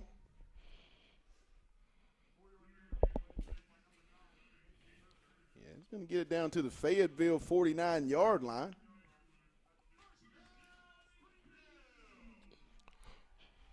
And that's going to end it after 1 with the score here live from Gerald Williams Bulldog Stadium in the Battle of the Bulldogs. Fayetteville leading it 14-7. Anthony, that quarter, it basically was a quarter of big plays, I should say, and mistakes, a few mistakes. Pat, we like I was saying earlier, Pat, I'm just always skeptical of Fayetteville a little bit when they come and they play teams like this. They give them hope in those first and second quarters. I mean, after halftime, it didn't matter who Fayetteville played. They pretty much played the way the Fayetteville played like last weekend. But, Pat, they have to figure out what they can do from a defensive standpoint to stop the run because that 3-man front is getting whipped. I mean, you got to go to a 4-man front. Or the quarterback is gonna carry the ball almost for 100 yards tonight, and if he does that, Springdale got a chance to win. And we resume play. It'll be 1st and 10 from the Bulldog Fayetteville 49-yard line for the Springdale Bulldogs. As they'll break the huddle, single back, Phipps in the shotgun. The snap, Sparks on the give, and he's going to be met. I believe that's going to be no gain, or they're going to give him 1 yard on the play. We was in that 4-man front then, Pat. I mean, it changes the numbers on what they're calling from an offensive line standpoint. They don't know who to block. When we're in that 3-man front, it's, they get to the second level pretty quick. Twins right, 2nd and 9, split back set, Phipps in the shotgun. Snap, little swing pass to the right, complete. And he's going to get around and pick up maybe 4 on the play.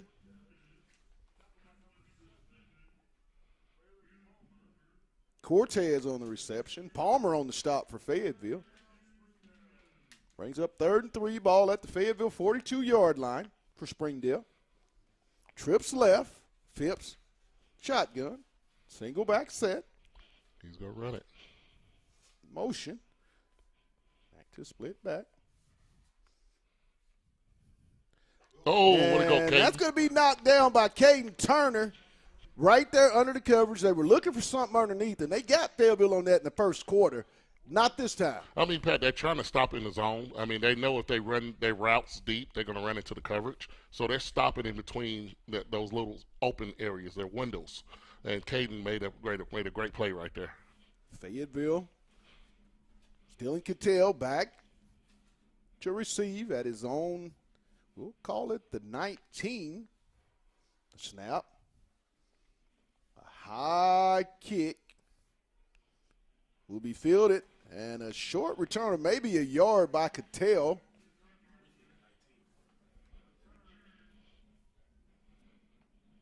Ball at the 12-yard line where the Bulldogs will take over, leading 14-7 with 11 minutes and 17 seconds to go here in the half. Would be nice, Anthony Bulldogs, come on out and start establishing this running game. You think that's kind of what they might start doing? Oh, no, Pat. Add a little bit more physicality to this game. The playbook is wide open for Fayetteville. 4 wide. Murray single back, Fike in the shotgun. You know what this is right here. The give to Murray. He'll make a man miss. Oh, and just loses his footing. It looks like he was down. Pat, if he yeah, if he wouldn't have lost his footing on that one, he'd probably still be running right now. 2nd and 9. Gain of a yard. 4 wide for the Bulldogs.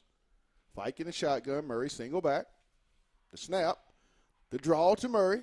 Still, he's going to get off the right side.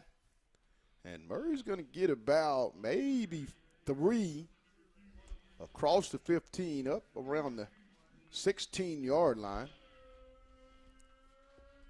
3rd and 7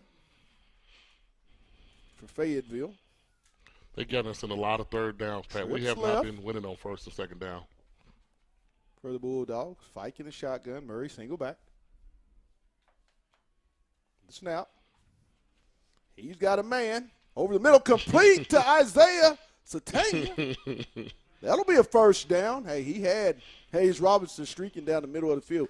Make a note of that play. They may come back and go over the top, take the lid off. 1st down, Bulldogs. At the Fayetteville 29.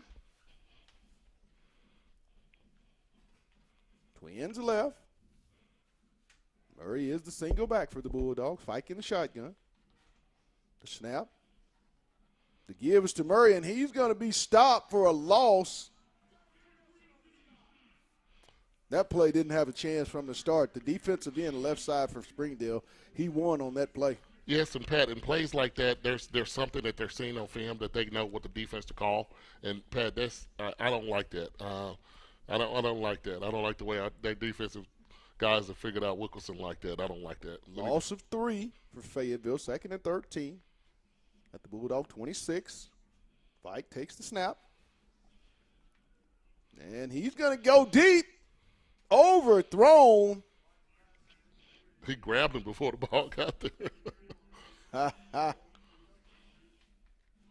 Fayetteville's setting some stuff up, Anthony. You always say the playbook is wide open. They're setting some stuff up. Oh, yes, they are. Brings up 3rd and 13 at the Bulldog 26-yard line. 9:12 to go in the half, but Fayetteville leads it 14-7. 5 wide. Fike in the shotgun. Snap. He's got a man open. Complete to Dylan Cattell. And he makes a man miss. Dylan's going to get it down to the 47-yard line, 1st and 10. That open set, just so many options, and he had a lot of time. The protection up front for Fayetteville is outstanding. Yes, it's not good. It's outstanding tonight. That's what made that play right there, Pat. He had an opportunity to Dylan saw where the coverage was, and it was inside. He made a cut back. I mean, it was a wonderful play. Great decision by Blake Fike. 5 wide. Fike in the shotgun. Bladen's looking it over. He's going to take the snap. He'll step up in the pocket. Let's get out. He's going to take it up the middle of the field on the scramble, and he's going to get another first down for the Bulldogs. If he does that at times when he has to and not force passes, he's a special quarterback. He's got a pretty good 10 offensive Bulldogs line, down at the Springdale 37-yard line, 8:17 to go. Twins left, single back, Fike in the shotgun. Give to Murray up the middle. Looking for a hole, and Murray's going to pick up about 4 on the play. No, Pat, he has to hit that hole, Pat. That play was there. He got behind the blocker. He'll get 3 on the play. Yeah, yeah. Down. No, they'll give him 2, make it 2nd and 8 at the Springdale 35-yard line. Fayetteville on the march. 7 minutes, 45 seconds to go. Twins left. Espino single back. The give to Espino up the middle. And he's going to hit it inside. Get down inside around the Springdale 23, close to the first down for Fayetteville. Like, Pat, all you have to do is just hit the hole, okay? Spino doesn't have nearby the athletic ability or the – oh, we got a flag right there, Pat. What is this? There's a flag. Unsportsmanlike conduct, Fayetteville. Oh, my goodness. Not a very smart play for the Bulldogs, being the experienced team in the game tonight. You're on a drive close. You can't have those type of penalties. Hey, Pat, this is Springdale, Fayetteville, man. We've seen some crazy stuff happen. You go in from these games, 3rd and 2 to 3rd and 2nd and whatever.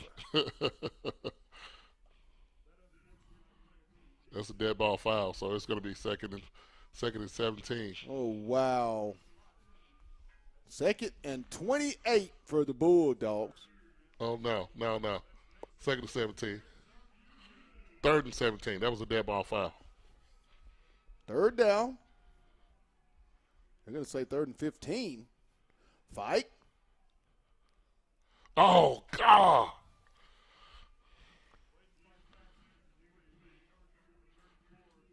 Incomplete pass for Fayetteville will bring up 4th Don't down. punt. Go forward.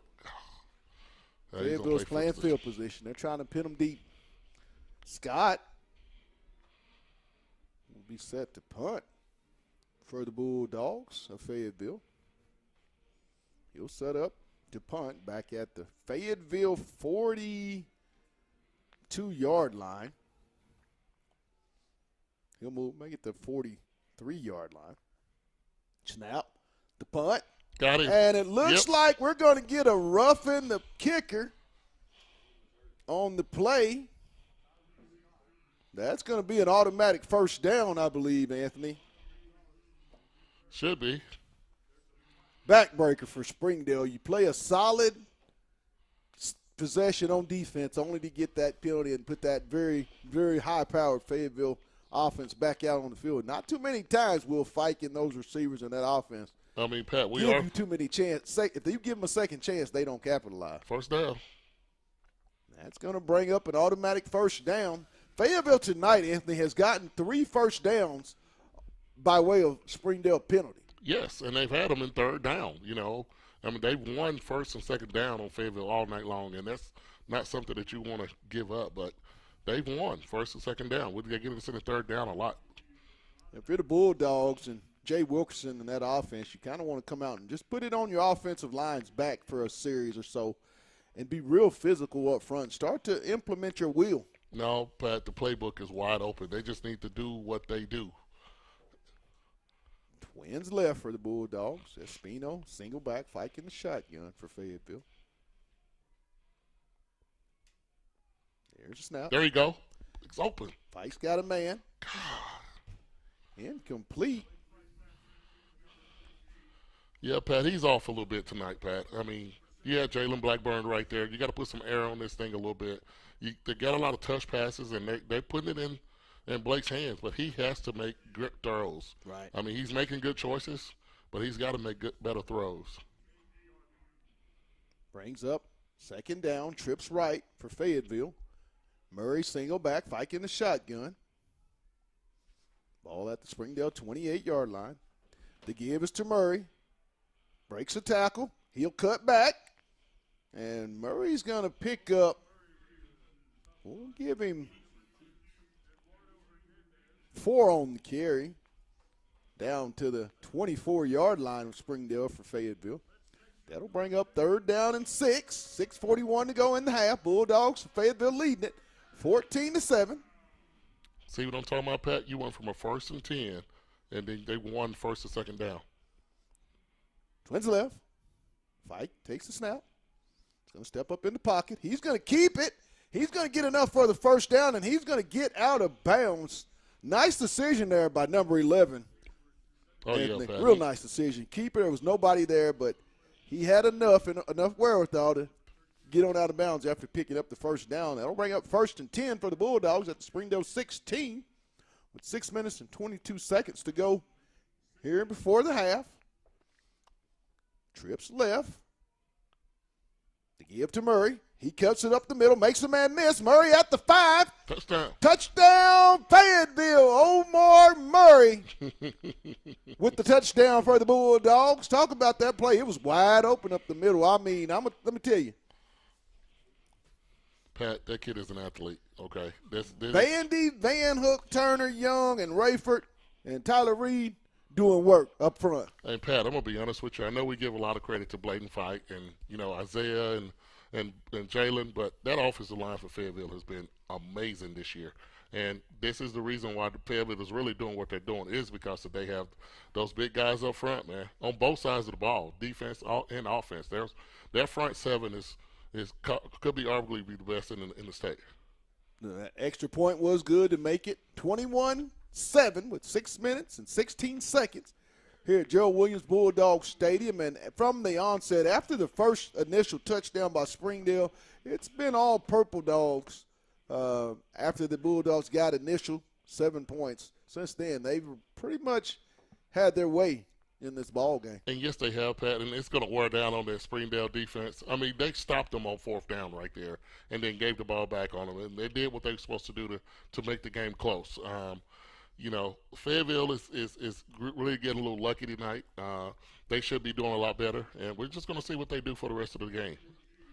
Bulldogs set to kick off.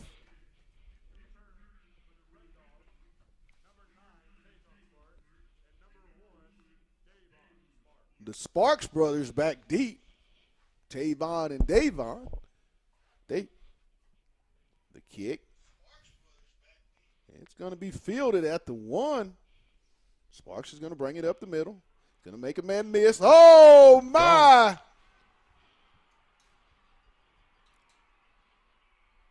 And he's going to be brought down all the way down to the Fayetteville 7-yard line.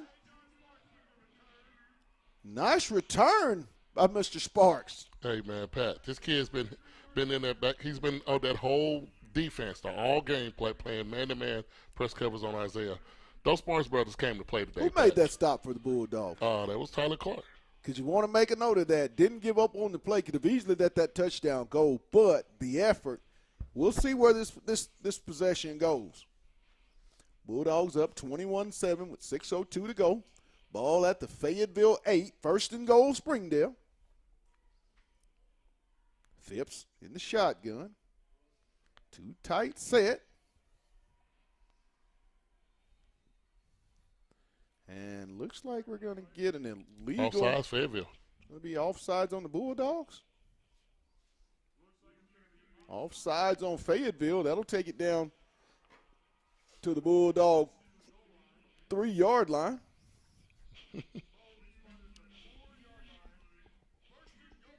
Down at the 4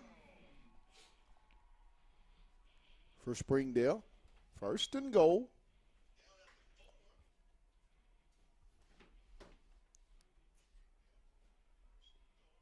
Sparks is the single back. Phipps in the shotgun. The give. And Phipps, he'll go nowhere on the carry. But one thing you feel good about is that run defense of the Bulldogs. I mean, all year, yards have been hard to get on that front 7 of Fayetteville. Yeah, especially when they play a 4-man front pack. Right. I mean, they have an opportunity to shut everybody's run down because what they did to Josh Franklin last week was amazing. Nobody else in the state has been able to do that. 2nd and goal, ball at the Springdale 3-yard line. Phipps going to take it, try to get outside. He's going to cut. Not going to get there. He's going to be stopped by, I believe, the first contact was Luke Janske. Also, Caden Turner on the stop. Brings up 3rd down, ball at the Fayetteville 2. 5 minutes even here in the half. A little too tight set. Phipps, he'll take the snap, trying to get in, and he's going to be stopped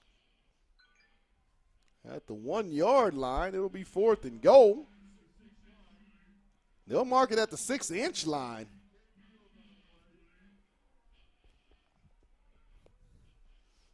If the Bulldogs could get this stop, it would be big momentum.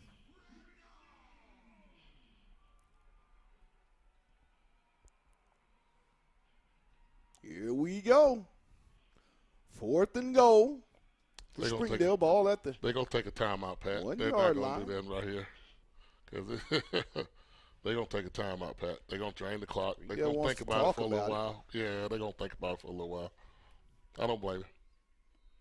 And we're going to get a timeout. So with 4:02 to go here before half, Fayetteville leads it 21-7 in the Battle of the Bulldogs. You're watching Bulldog football on the Hill Media TV.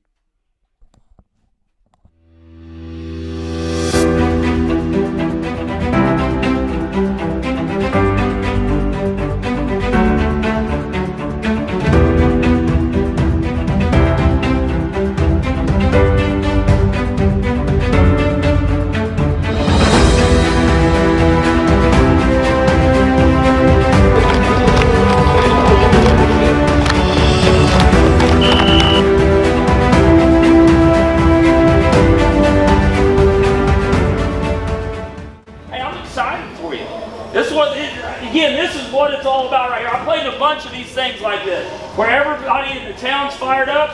This is the best part, and you guys are the show. You're the show. They didn't come to watch me call plays. They came to watch you guys do your thing. I mean,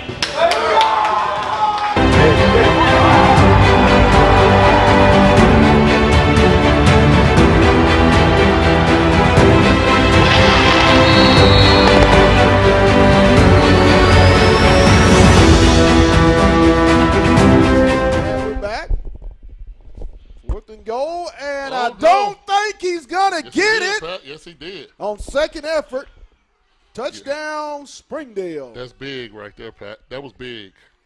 That was big. On 2nd effort, 4 minutes even, 21-13, Fayetteville.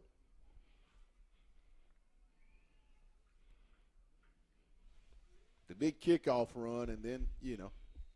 No. They stick it in. Springdale set to attempt the extra point. Kick is up. And the kick is good. So it's 4 minutes even here before the half. Fayetteville leads it 21-14.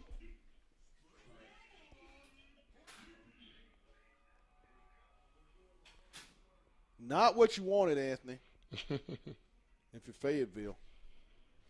And like you said, I mean, it is kind of, no, with the senior class that you have, I mean, you can't have a letdown. And Fayetteville's had their way for the most part, but Springdale has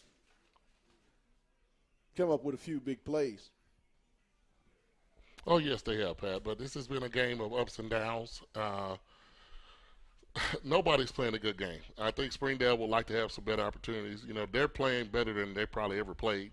They're 21-14 on the top 5 team school, which they play every week. But, Pat, Fayetteville has to pick it up right here. Cattell back deep for the Bulldogs. There's the kick. Going to be fielded by Fayetteville at the Bulldog 30-yard line. Dogs will take over, 1st and 10. 4 minutes to go here before the half. I believe Fayetteville gets the ball back to start the half, so it would be real big if they could get a touchdown or points and then get the ball back and put more up before Springdale can get this ball back. You kind of want to have a clock-consuming drive to close out this quarter. Trips right, trips left. Murray single back, Fike in the shotgun. The snap. No swing to Satania on the left side. He's going to try to get up the left sideline. He's going to get close to the first down. I believe he's going to have enough for the first down. For Fayetteville up to the Bulldog. Ball's going to be spotted at the Bulldog 39. Call it 2nd and short. Trips right. Give us to Murray. Up the middle. Omar, was looking to make a cutout. Shoestring tackle. As he'll get it across the 45 up to the 46 for the Bulldogs. Fayetteville on that offensive line, like you said, Anthony, they're making way with the running game. And, Pat, they try to play man-to-man, bump around with a safety over the top down here with Isaiah. That shouldn't work at all.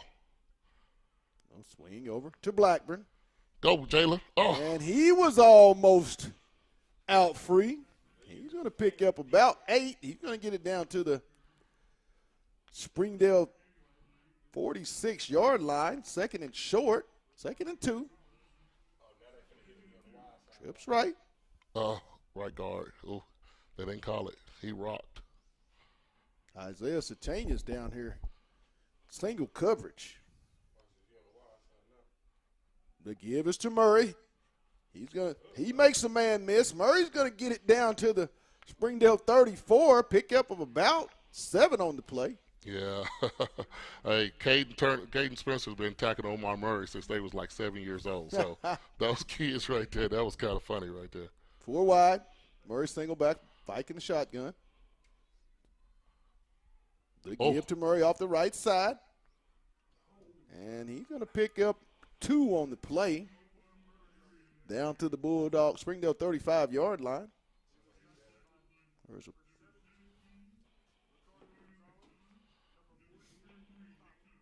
like we got an injured Springdale Bulldog.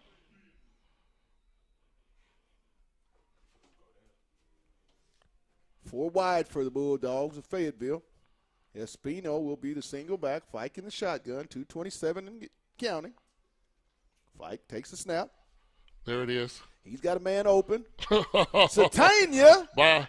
And he's going to. Mush. Oh, he called it the one. Almost the touchdown. He's going to get it down to the 1-yard line. Hey, Pat, if he's in one-on-one coverage, there's nobody in the state has a chance. No, Pat, they tried that one-on-one stuff, man. He mushed that boy from the 6-yard line and got it down to the 1-yard line. 1st and goal. Give to Espino, and he's going to be stopped. Phipps on the stop for Springdale. He's the quarterback. He's the safety. He's the playmaker for Springdale.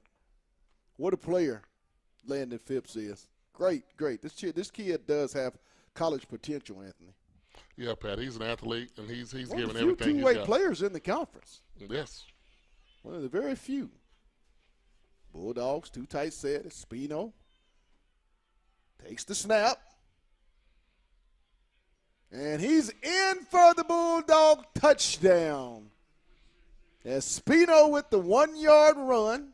That's going to make the score Fayetteville 27-14 with 1 minute and 32 seconds before halftime. This is a methodical drive where you played a physical brand of football and let your offensive line start to impose its physicality in the ball game. I mean, they did what you said you wanted to do. You wanted to take some time off the clock. You just impose Bandy, your will. Van Hook, Turner, Young, and Rayford, all seniors, all road graders. And like you said, when we came into the season, people thought that they were going to be the question mark. After that, around that Owasso game, it's really when you start to seeing just the chemistry and just how they could be as an offensive group. I mean, Pat, on Fayetteville, you just reload. You don't have to, you just reload. I mean, you have a bunch of kids. You're the only school in the whole entire, 7A West that has one school. You have all the athletes. I mean, they have almost 200 athletes going from ninth grade all the way to senior. They have to just find the kids and put them in the right positions. I mean, they're going to have the numbers to do what they need to do. That's why we're Fayetteville, Pat. Right. Fayetteville set to kick off. The Sparks brothers back deep for Springdale.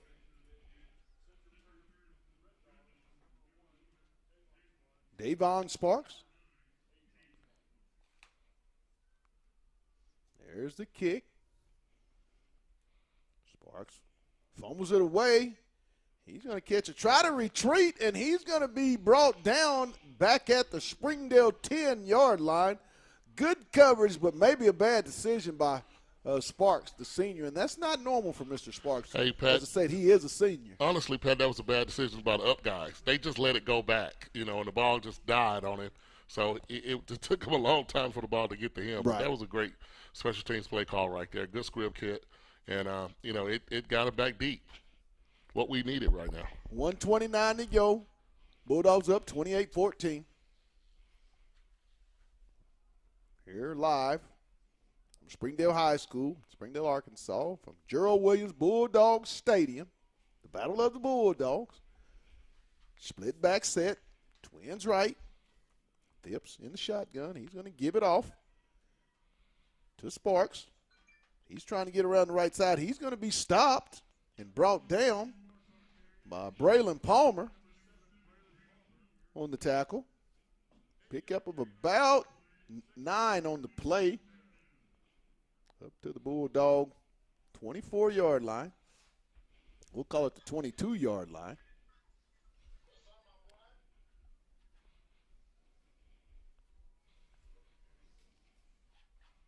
Twins right, left.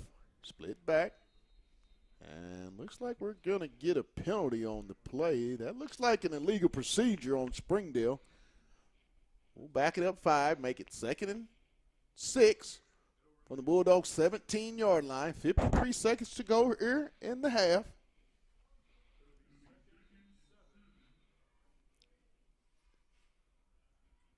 Just an when you look over at that Bulldog sideline, not the emotion that you saw last week, but it's to be expected. I mean, a lot of emotion was, spent in that big win last week. Yes, but Pat, this is Springdale. I mean, every weekend it's a rivalry game.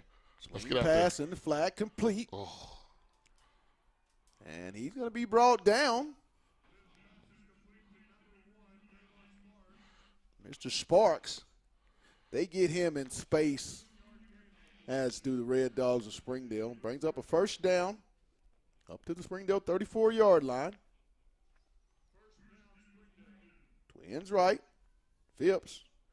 He's going to scramble. He's going to throw it right in the flat. Incomplete. Almost touched by Braylon Palmer or Jackson Taylor. Both, DBs in white jerseys was in the vicinity to make that play. Pat, there's a reason why they don't throw down the field a lot, okay?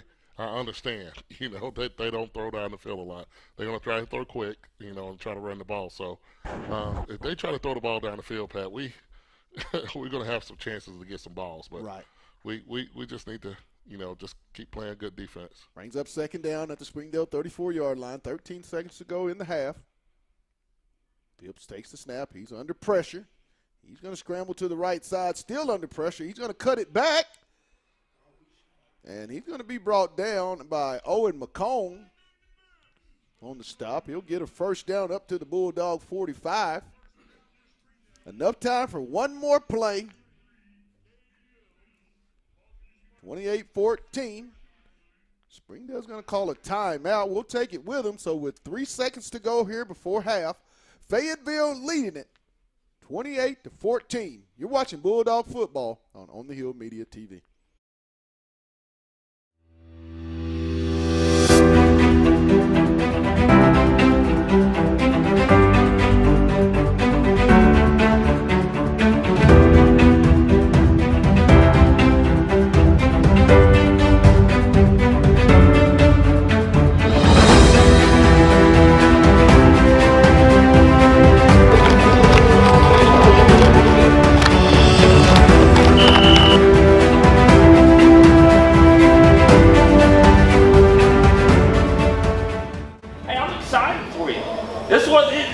This is what it's all about right here. I played a bunch of these things like this, where everybody in the town's fired up.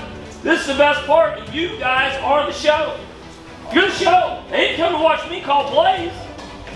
They came to watch you guys do your thing.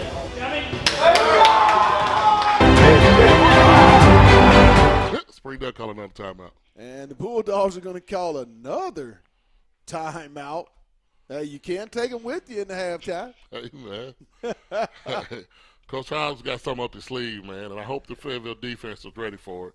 There's 3 seconds left to go, and none of the coaches have left out of the press box. So they know something is coming. I mean, I don't know what it is, Pat, but I'm anxious to see what Coach Hobbs got right here, because he's got something up his sleeve right here. Scanning the Fayetteville crowd. I just say, Anthony, not the atmosphere that, in my days growing up, there was not a seat in the house when the Bulldogs played. What was that, 40 years ago? Listen at you. At least 30 years ago, man. They're what, 35 years ago. That was in the last century, Pat. 1st and 10, ball at the Springdale 46-yard line, 3 seconds to go. 4 wide, Phipps in the shotgun. Motion, little swing pass over to Sparks on the right wing. He's going to try to get it up the sideline where he's going to be brought down.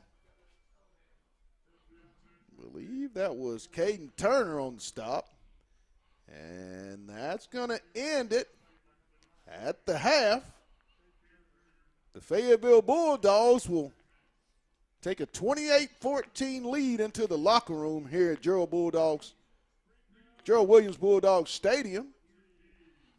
We're going to take a real quick timeout, and then we'll come back to get you guys caught up, Anthony and myself. But the score here at the half, Fayetteville 28, Springdale 14.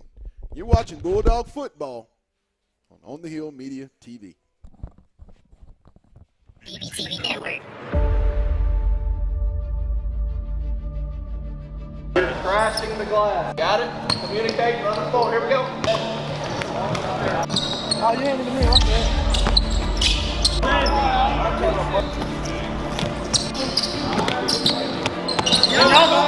The volleyball line. It's about focus. It's about coming out here and doing what we ask you to do. I hear some of you coaching, but I don't see a lot of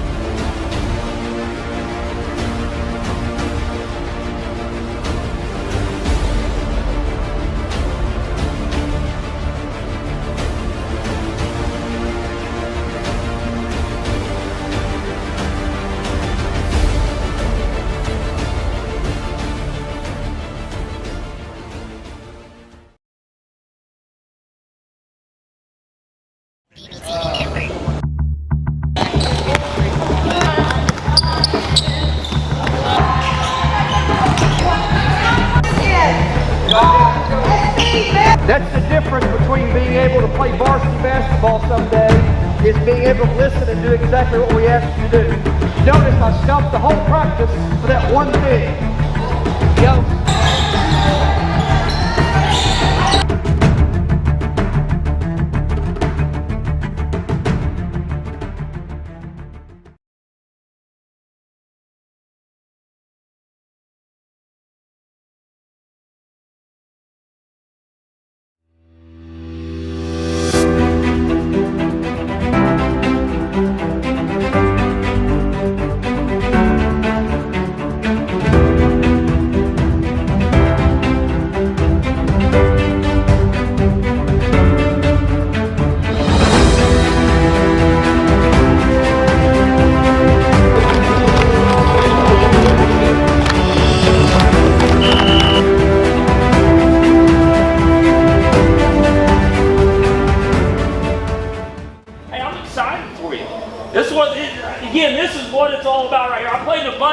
things like this, where everybody in the town's fired up.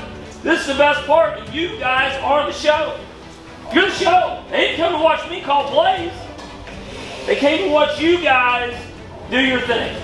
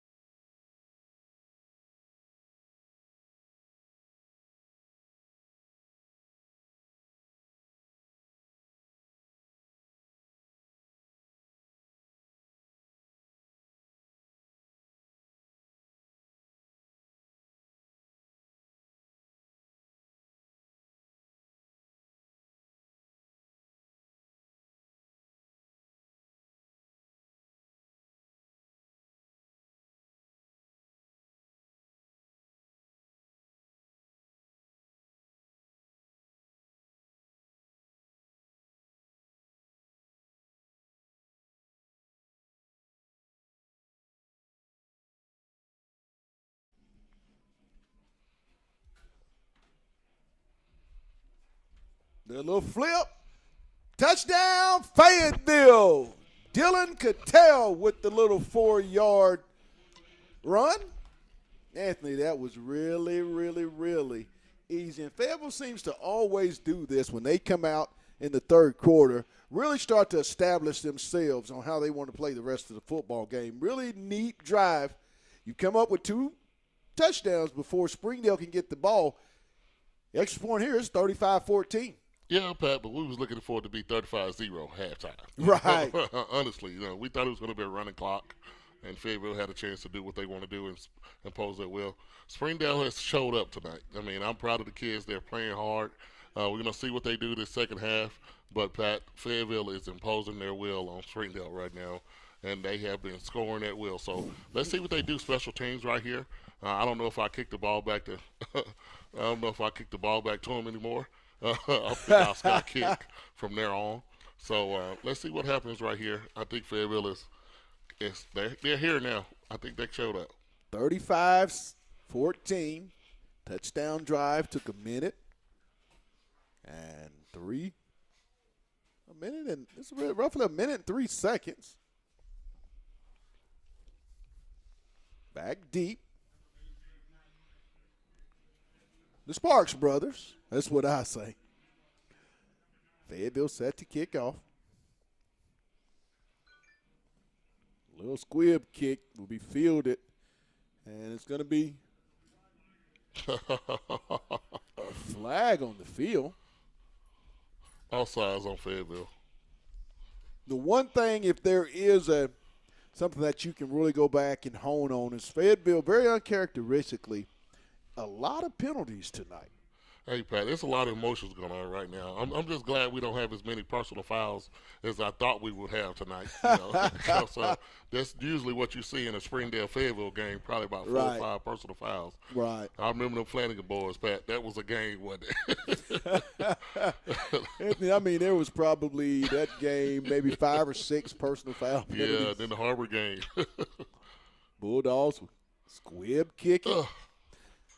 Takes a nice bounce, will be fielded at the Sparks is going to bring it across the 30 up to about the 32-yard line of Springdale, where they'll set up their first initial drive of the second half. Trailing 35-14. You just want to play a nice, solid game. It's about, as you always like to say, Anthony, finish. Pat, I really want to have a set a goal here. We need to score on every series going forward in offense, and I think the defense can get some turnovers right here. Phipps will take the snap. He's going to give it to Sparks, and he's going to be dropped for a big loss by the Bulldogs. Pat, it's fun watching it. We next to the defensive coaches, Pat. You see them calling that play, Pat. They knew what was going to happen. Brings up second down and 15, loss of 5 on the play. Back to the 26 of Springdale. Twins, 4 wide. Phipps, shotgun, single back set. Takes the snap. He's going to be under pressure.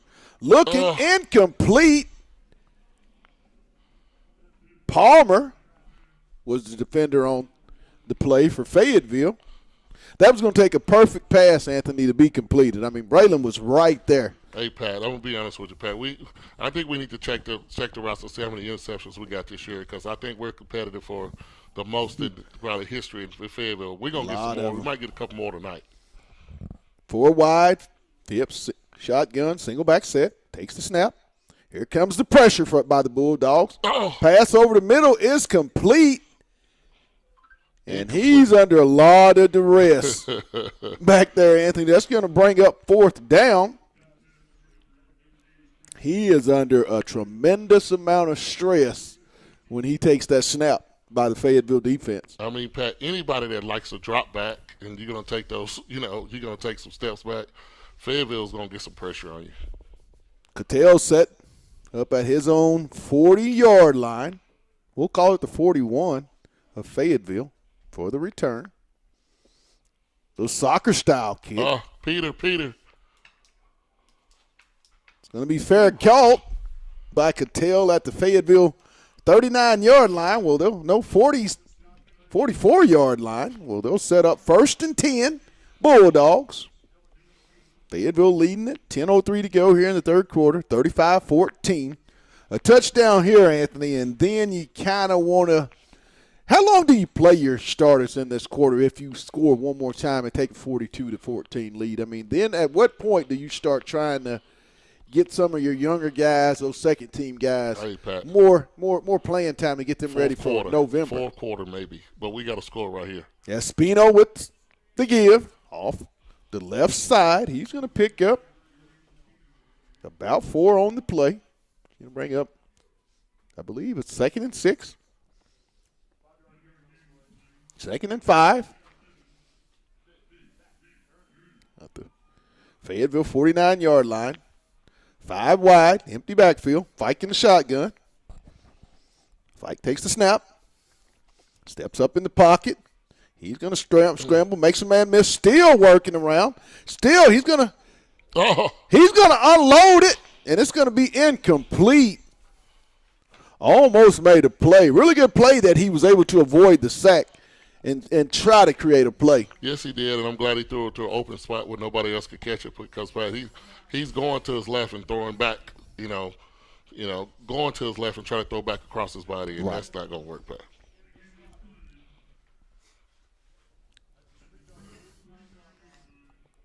Third and 5, ball at the 49 of Fayetteville. 4 wide.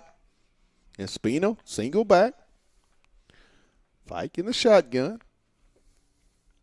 I like the two-headed monster Fayetteville has at running back with that Spino and Murray. Layden takes the snap. And I believe call a timeout. Fayetteville's going to get a timeout, and Coach Wilkerson, Coach Dick, and that offensive staff, they want to talk about it. So we'll take a quick break ourselves with the score with 9:23 to go in the third quarter. Bulldogs up 35-14. You're watching Bulldog football on the Hill Media TV.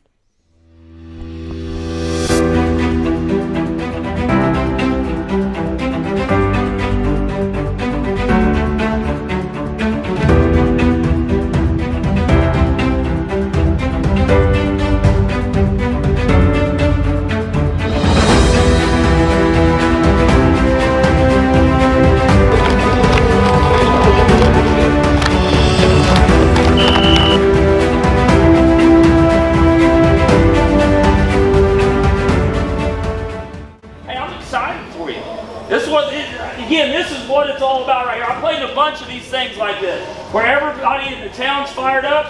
This is the best part, and you guys are the show. You're the show. They didn't come to watch me call plays.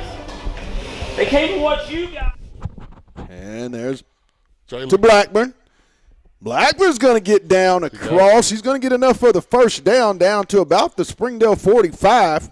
Nice run after catch. And got a Bulldog with Springdale getting up slowly. Thompson on the stop for Fayetteville. Bulldogs 4 wide. There's Spino single back. Fike in the shotgun. Takes a snap. The give is to Spino. And he's going to fight his way for a tough pickup of 3 yards. Just like the way Espino runs north and south. Not a lot of dancing, puts his foot in the ground and gets what he can. I mean, Pat, right in a hurry. That's what we need. I mean, we just need to have an established running game to keep the safeties and the linebackers in pocket. 4 wide, single back. Fight in the shotgun. Takes the snap. In the pocket. He's going deep. He's got a man open. Touchdown, Fayetteville. Cooking. Isaiah Satania. Cooking. We just said it. Yes. The post route's been open all night long. What's those words? You haven't said them yet. Quiet. That's it. Pat, I knew it. Pat, they tried to run a dog blitz off the outside with the outside linebacker. And once Espino picked up that blitz, I mean, that post was there. That guy's man-to-man with Isaiah. And that's not going to work anywhere in the country. Fayetteville, since their initial drive in the ball game, have put points up almost on every single drive. 21 points unanswered by the Bulldogs. Pat, they want to make a statement tonight, and what they need to do is, Pat, they need to see if they can score on every drive the second half, because Fayetteville is the second half team, and I really hate to say that because some of these other teams are going to get out on us a little bit, and I don't want Harbor to do it when we go play Harbor, but I don't want anybody to do it because we have a tendency in the first half to play down to our talent instead of just imposing our will on people. Right. So I just really want us to play a complete game instead of a 4-quarter game. I want us to play a complete game. Bulldogs will trot out the kickoff team. They lead it 42-14, 8 minutes and 35 seconds to go in the third quarter. We always say at Fayetteville in that third quarter, it's different. It has been since game one. Short kick, fielded, trying to look, and he's going to be brought down. Ball will be spotted at the Springdale 36-yard line.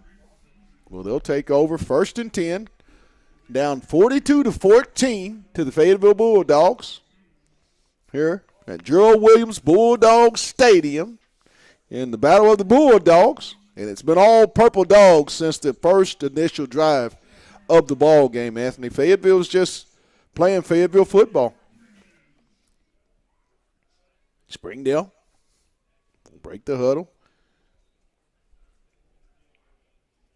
I formation, shotgun set.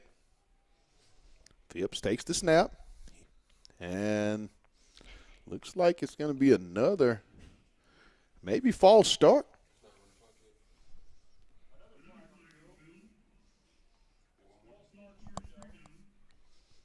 And that's going to back them up 5 for the Dogs of Springdale. 1st and 15 at the Bulldog 31-yard line.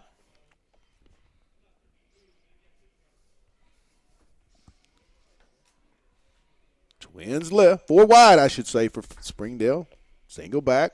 Phipps is the shotgun set. Little swing pass, almost jump, completed. And he's going to be tripped up by Owen McComb.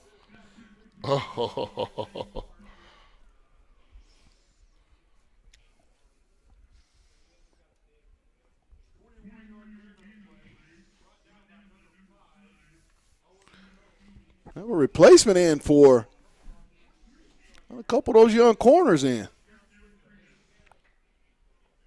4 wide. Phipps in the shotgun. 1st and 10 for Springdale at the Fayetteville 48-yard line. The snap.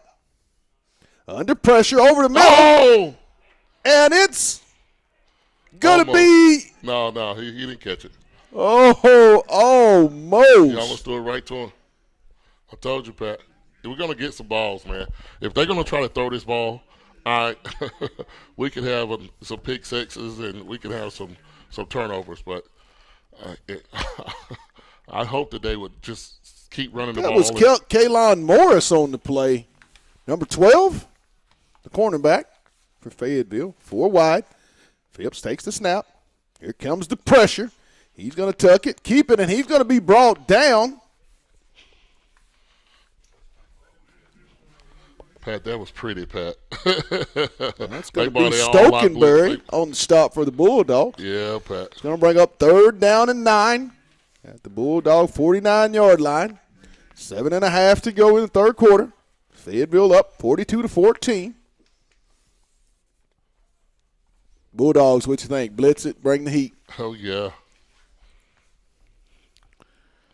4 wide. Phipps in the shotgun, single back set.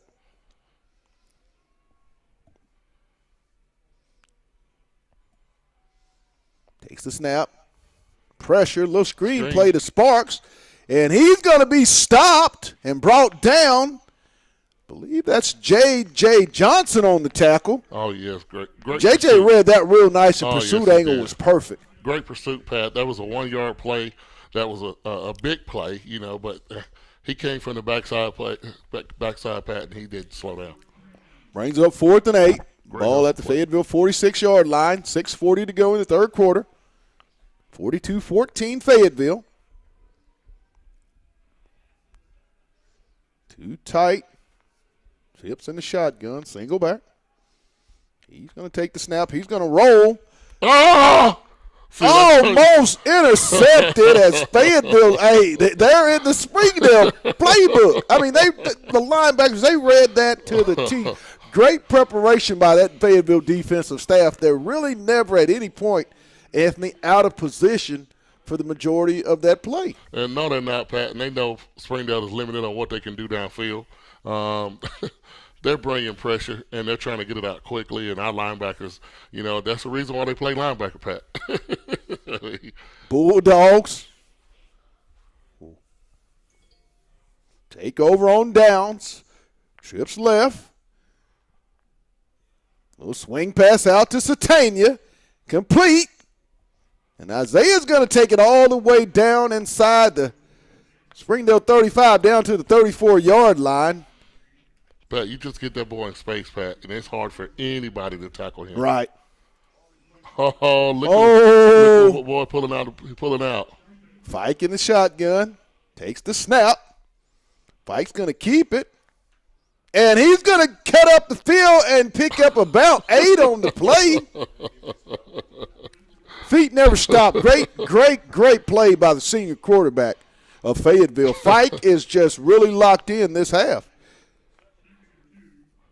as is Fayetteville. Yeah, that caught him off guard right there, didn't it, Pat? 4. Twins right. Murray single back. Fike in the shotgun. The gives to Murray up the middle. He's going to get to the second level, and he's going to get it down to about the 17 of Springdale. Another first down. He's got to be over 100 yards tonight. But, Pat, this offense is putting together the second half, aren't they? We're going to score on Twins right. Yeah, we're going to try to score on every series. Espino, single back, Fike. Takes the snap. Looking it over. There it is. He's got a man over the middle. Incomplete. He didn't have to rocket that one in there, Pat. That was tight end Tyler Lee over the middle. That was Tyler. Tyler was wide open. It could have just Tyler Reed, I'm sorry. Tyler Reed, I'm sorry. He got to put a little touch on that with Pat. I mean, he was wide open. Oh, he was there. You kind of want to see T. Reed get in there for the week. He just does all the little things that don't show up in the stat sheet. Swing pass out to Cattell. Cattell's going to get it down to the 10. Pickup of 7 on the play. It's going to bring up 3rd and 3 for the Bulldogs of Fayetteville. Bulldogs are in a very, very nice rhythm offensively. Wilkes feeling good, ain't he, Hicks? Oh, yes, he is, but he having fun over there. The give to Espino on the draw play off the left side. Espino's going to get down to the 1. To the 1-yard line. 1st and 10, first to go. That left side of Bandy and Van Hook, I'm telling you, they're having their way tonight. Great offensive, that left side. Boy, their entire offensive line, great push. The give to Espino. Touchdown. Touchdown, Bulldogs.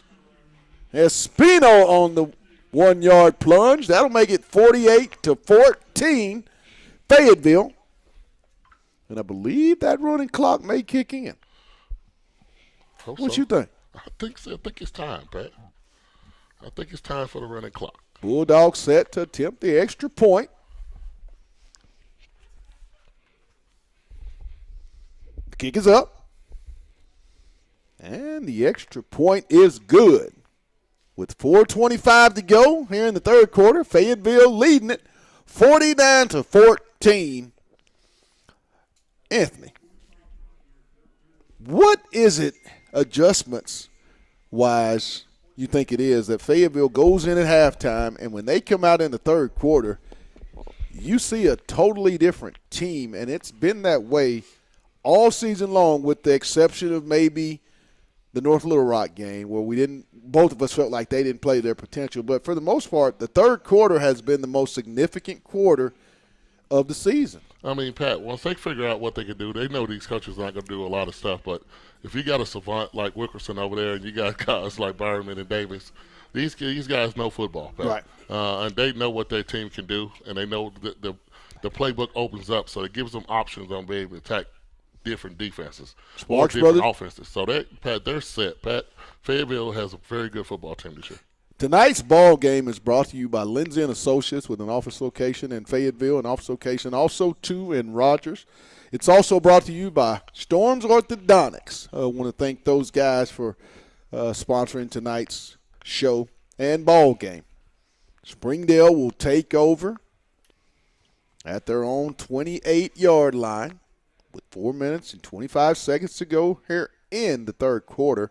If you're Springdale, Coach Brett Hobbs, with the score now 49-14, it looks like it's going to be a running clock. Anthony, what is your message for the remainder of this football game? I mean, these kids have fought a good fight, but when you're up against a team such as Fayetteville and all the talent that they have on this football team, top and bottom, what is the message for the remainder of the game? I mean, Pat, the message for the remainder of the game, Pat, is just to continue to play football. Hopefully it's going to be a running clock for the right now, and they're going to announce it. We see our coaches have already started packing up, Pat. There's 4:25 left to go in the third quarter. We are opposing our will on them, and we're doing what we got to do, Pat. But this game is out of hand right now. Let's start this running clock and see if we can get a chance to get out of here without anybody hurt. And the Bulldogs, Springdale will set up. Phipps in the shotgun. There. And there's a give. No gain on the play. The good thing about it looks like Fayetteville's able to start getting some of those guys that they're going to need as this season continues on. Preferably in the playoffs, Anthony. They're starting to get those guys some reps. And Pat, like I said, that second-string D-line, those second-string linebackers, Pat, this is what you're supposed to do, but this is what Fayetteville's supposed to do. Pat, you come out in the first – this is what I thought we was going to look like in the first quarter. Okay, you come out in the first three possessions and you score 3 touchdowns. But we started slow. So, Pat, this is what I thought we was going to do. Phipps in the shotgun, split back set. Takes a snap. He's going to be under pressure. He's going to flip it out. Almost intercepted.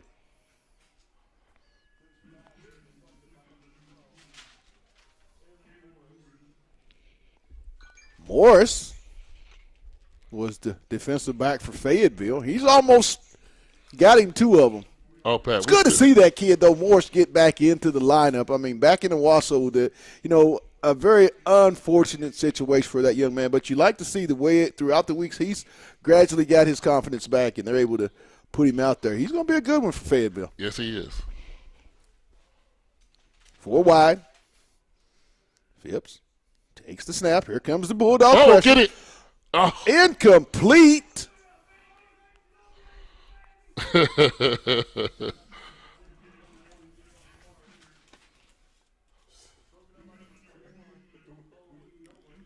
Bo Nolan on the coverage for the Bulldogs. Nolan's a basketball player. He and Juracek are 2 of the athletes. Both play football and basketball for the Bulldogs. Cattell back deep at his own 40-yard line of Fayetteville, set to return for the Bulldogs. And we're in that running clock period. Snap, the kick, short. Cattell's going to field it. I think they're going to say he fair caught it. Yeah. And it's going to be a penalty. Too, Pat. I mean, he should have known that. Fielded it at the 44. I think that's a 5-yard mark off. Pat, if he'd have took that one, Pat, he probably got a touchdown on that one. He probably would have returned that one all the way back. Absolutely.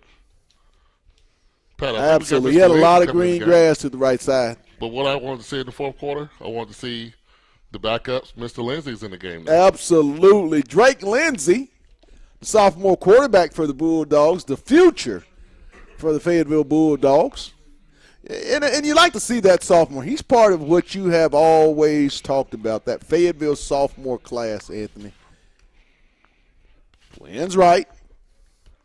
Sets her on the give off the left side. He's going to pick up about 2 on the play with a minute to go here in the third quarter. Fayetteville up 49-14.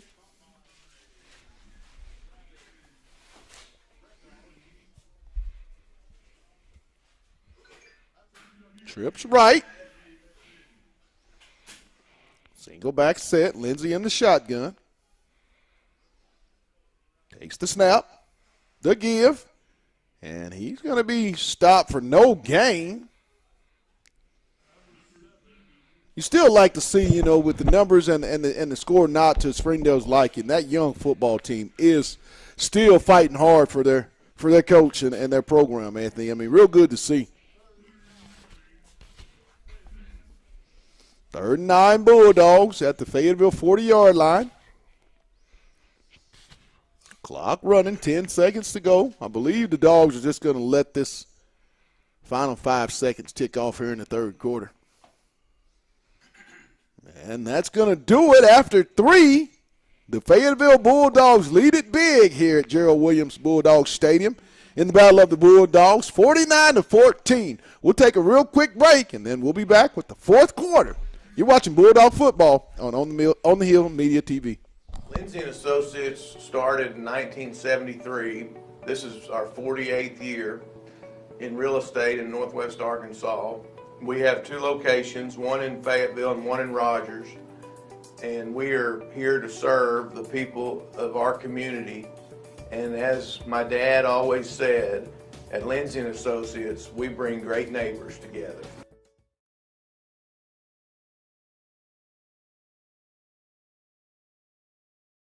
Hey guys, this is Pat Jenkins of On the Hill Media and voice of Fayetteville High Bulldogs Athletics. Make sure and subscribe to our YouTube channel. That's On the Hill Media.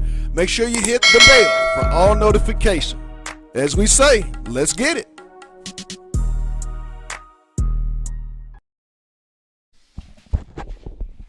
And welcome back to Bulldog Stadium for the start of the 4th quarter. Dogs up 49-14. Lindsey in the shotgun. Twins right for Fayetteville. Takes the snap. He's looking. He's throwing. He's got a man open. Oh! Almost complete.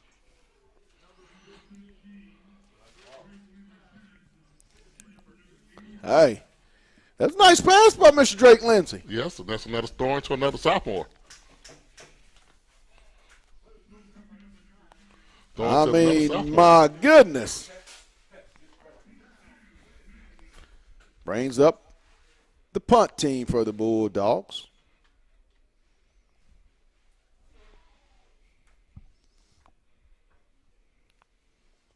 Nice punt by the Bulldogs. It'll take a Fayetteville roll, and will roll out of bounds at about the Springdale 16-yard line. Well, that's going to bring up a 1st and 10 for the Red Dogs of Springdale. 11:04 in the ball game. Bulldogs 49-14 over Springdale Bulldogs.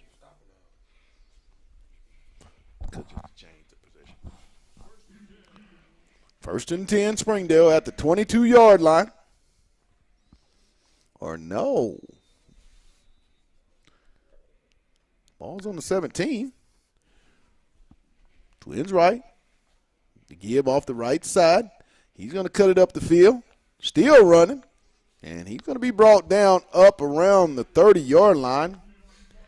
Pick up of about 13 on the play. C.J. Williams on the stop for the Bulldogs.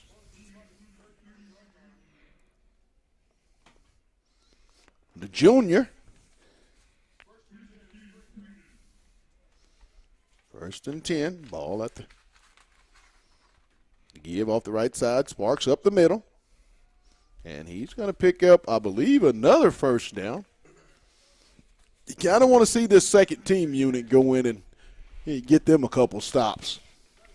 It's about confidence, getting the defensive coaches to have confidence for what Fayetteville could possibly be on, and that's a state championship run. Yes, and also, too, you got Luke Janske out there running the defense right now. This is his opportunity to, lead the defense and do what he needs to do. There comes the blitz, the handoff. He's going to bounce it outside.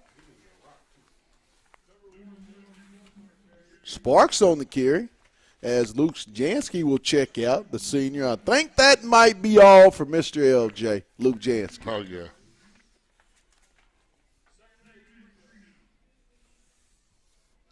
Looks like we got all juniors and sophomores and second teamers out there at this moment.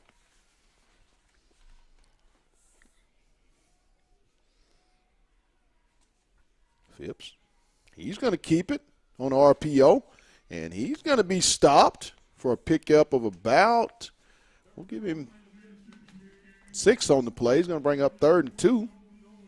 Nolan on the stop for the Bulldogs. Really like what Bo Nolan brings to that free safety spot. Oh, yeah, Pat. He comes down here. He brings the hat. Future of that secondary looks really bright for the Fayetteville. The future of that defense.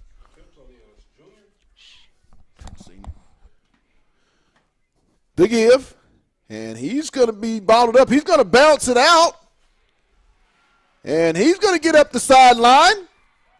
He'll go in for the touchdown. 49 yards. Just great effort by that Springdale senior. I mean, that kid is a player. Yeah, he's not going to give up. I mean, this is a rivalry game for him, too. He's never beat Fayetteville, ever. So, this is, he's going to keep working, and all those kids, I'm proud of them. I'm glad they keep fighting. 49-20, Fayetteville.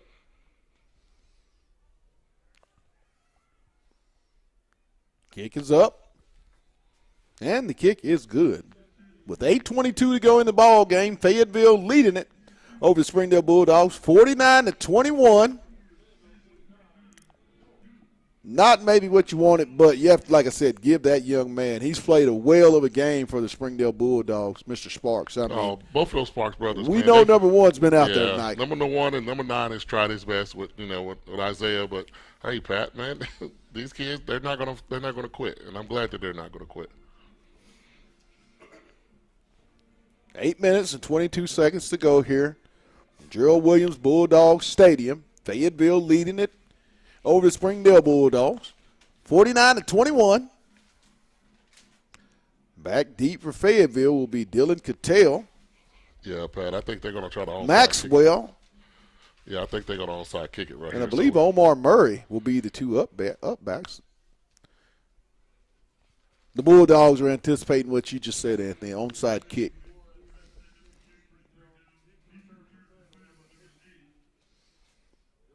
There's the kick, a squibber.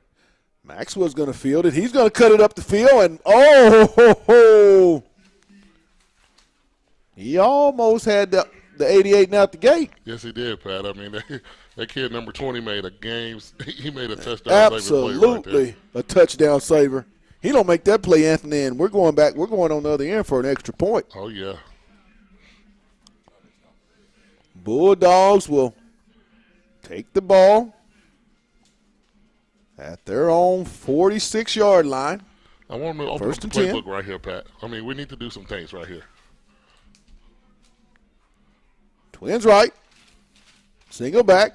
Lindsey in the shotgun. Takes the snap. Little swing pass in the flat. Complete. Wow. He's going to get around McKinney on the reception. And he's going to pick up about 2 on the play. Brings up 1st and 8. 2nd and 8, I should say. Ball at the 48 of the Bulldogs. Twins right. Lindsey in the shotgun. Single back set.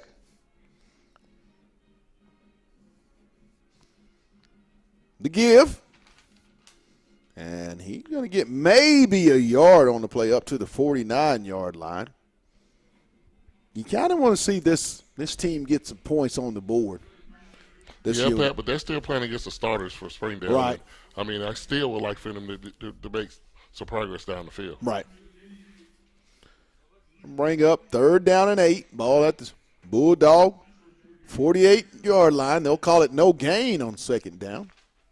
6 minutes and 50 seconds to go. Lindsey in the shotgun. Drake's going to take the snap. Might be an offsides free play, and he's going to be sacked. Thought that was an offsides penalty. Is that what it looked like on Springdale? Not in Springdale when you got a running clock. I mean, he could have run across the tackle and they still probably wouldn't have called it. Bulldogs will punt the ball away.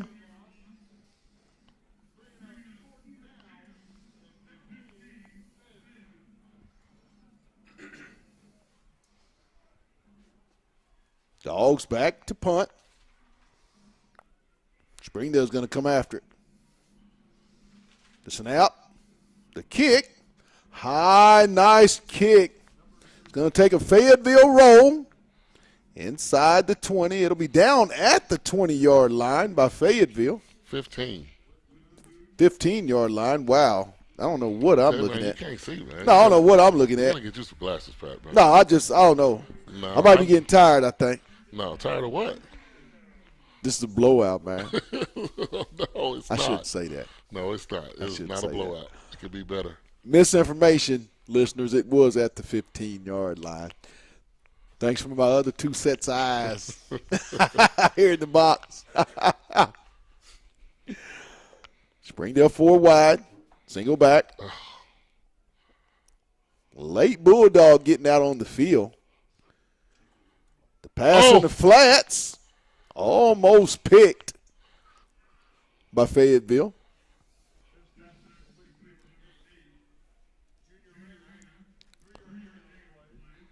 Ball's complete for a pickup of 3. Brings up 2nd and 7. 5:19 and counting here in the ball game. Fayetteville leads it 49-21. Split back. Phipps in the shotgun. The handoff.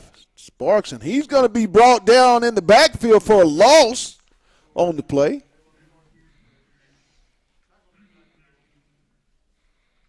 Maxwell on the stop.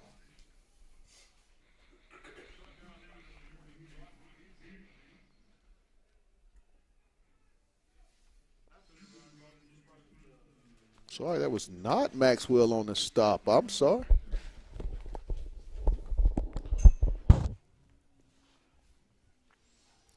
Split back.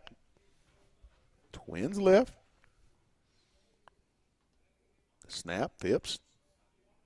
Looking, and he's going to be brought down behind the line of scrimmage for another loss by the Bulldogs. When Fayetteville brings the pressure, Anthony, you just can't block all of the white jerseys that they bring when they bring it. No, you cannot, Pat. They played a phenomenal, defensive game. They gave up one on a lot of the special teams opportunities, and you had that touchdown from Sparks, on the second team. But Pat, they played a pretty good game today.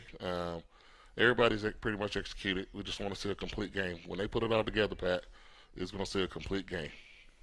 4th down. The punt team. Nice punt. It's going to take a Springdale roll down to the 46-yard line of Springdale, where the Bulldogs of Fayetteville will take over 1st and 10. 3:35 to go here in the ball game. Bulldogs and Fayetteville leading it 49-21.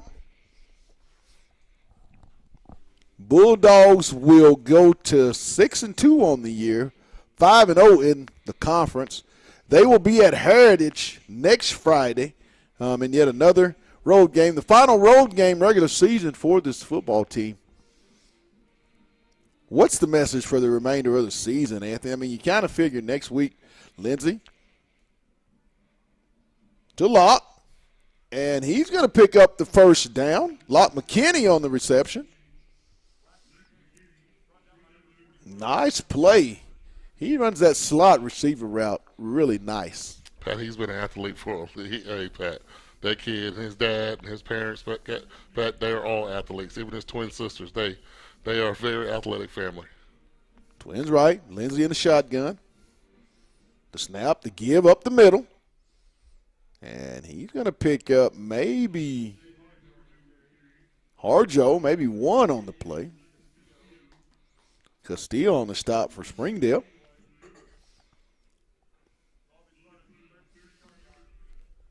Ball at the 33, 2nd and 9 at the 33-yard line of Springdale. Twins right. Lindsey in the shotgun. The snap. He'll look. He'll step in the pocket. Almost complete. It'll be an incomplete pass. Nice step up in the pocket by Lindsey. Seems to be real comfortable in there. Yes, he does, Pat, but we got to make some better balls, Pat. This is his time. Right. I mean, he's getting a lot. He's getting some great protection. He's got time to make a good throw. This should be textbook 7-on-7 for him. Right. Nice call. 3rd and 9. Ball at the Springdale 33-yard line for Fayetteville. 1:49 and counting. Twins right. Lindsey in the shotgun.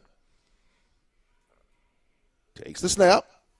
He's going to give it to Harjo. He'll bounce it to the left side. And he's going to get maybe a couple. He'll get it down to about the 28 of Springdale. So going to bring up a 4th down and 4.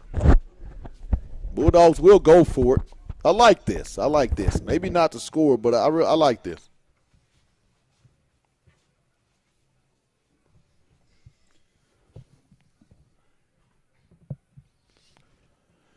Twins right. Lindsey in the shotgun. 1 minute left here in the ball game. The snap. And he's going to be hit as Springdale will take over on downs.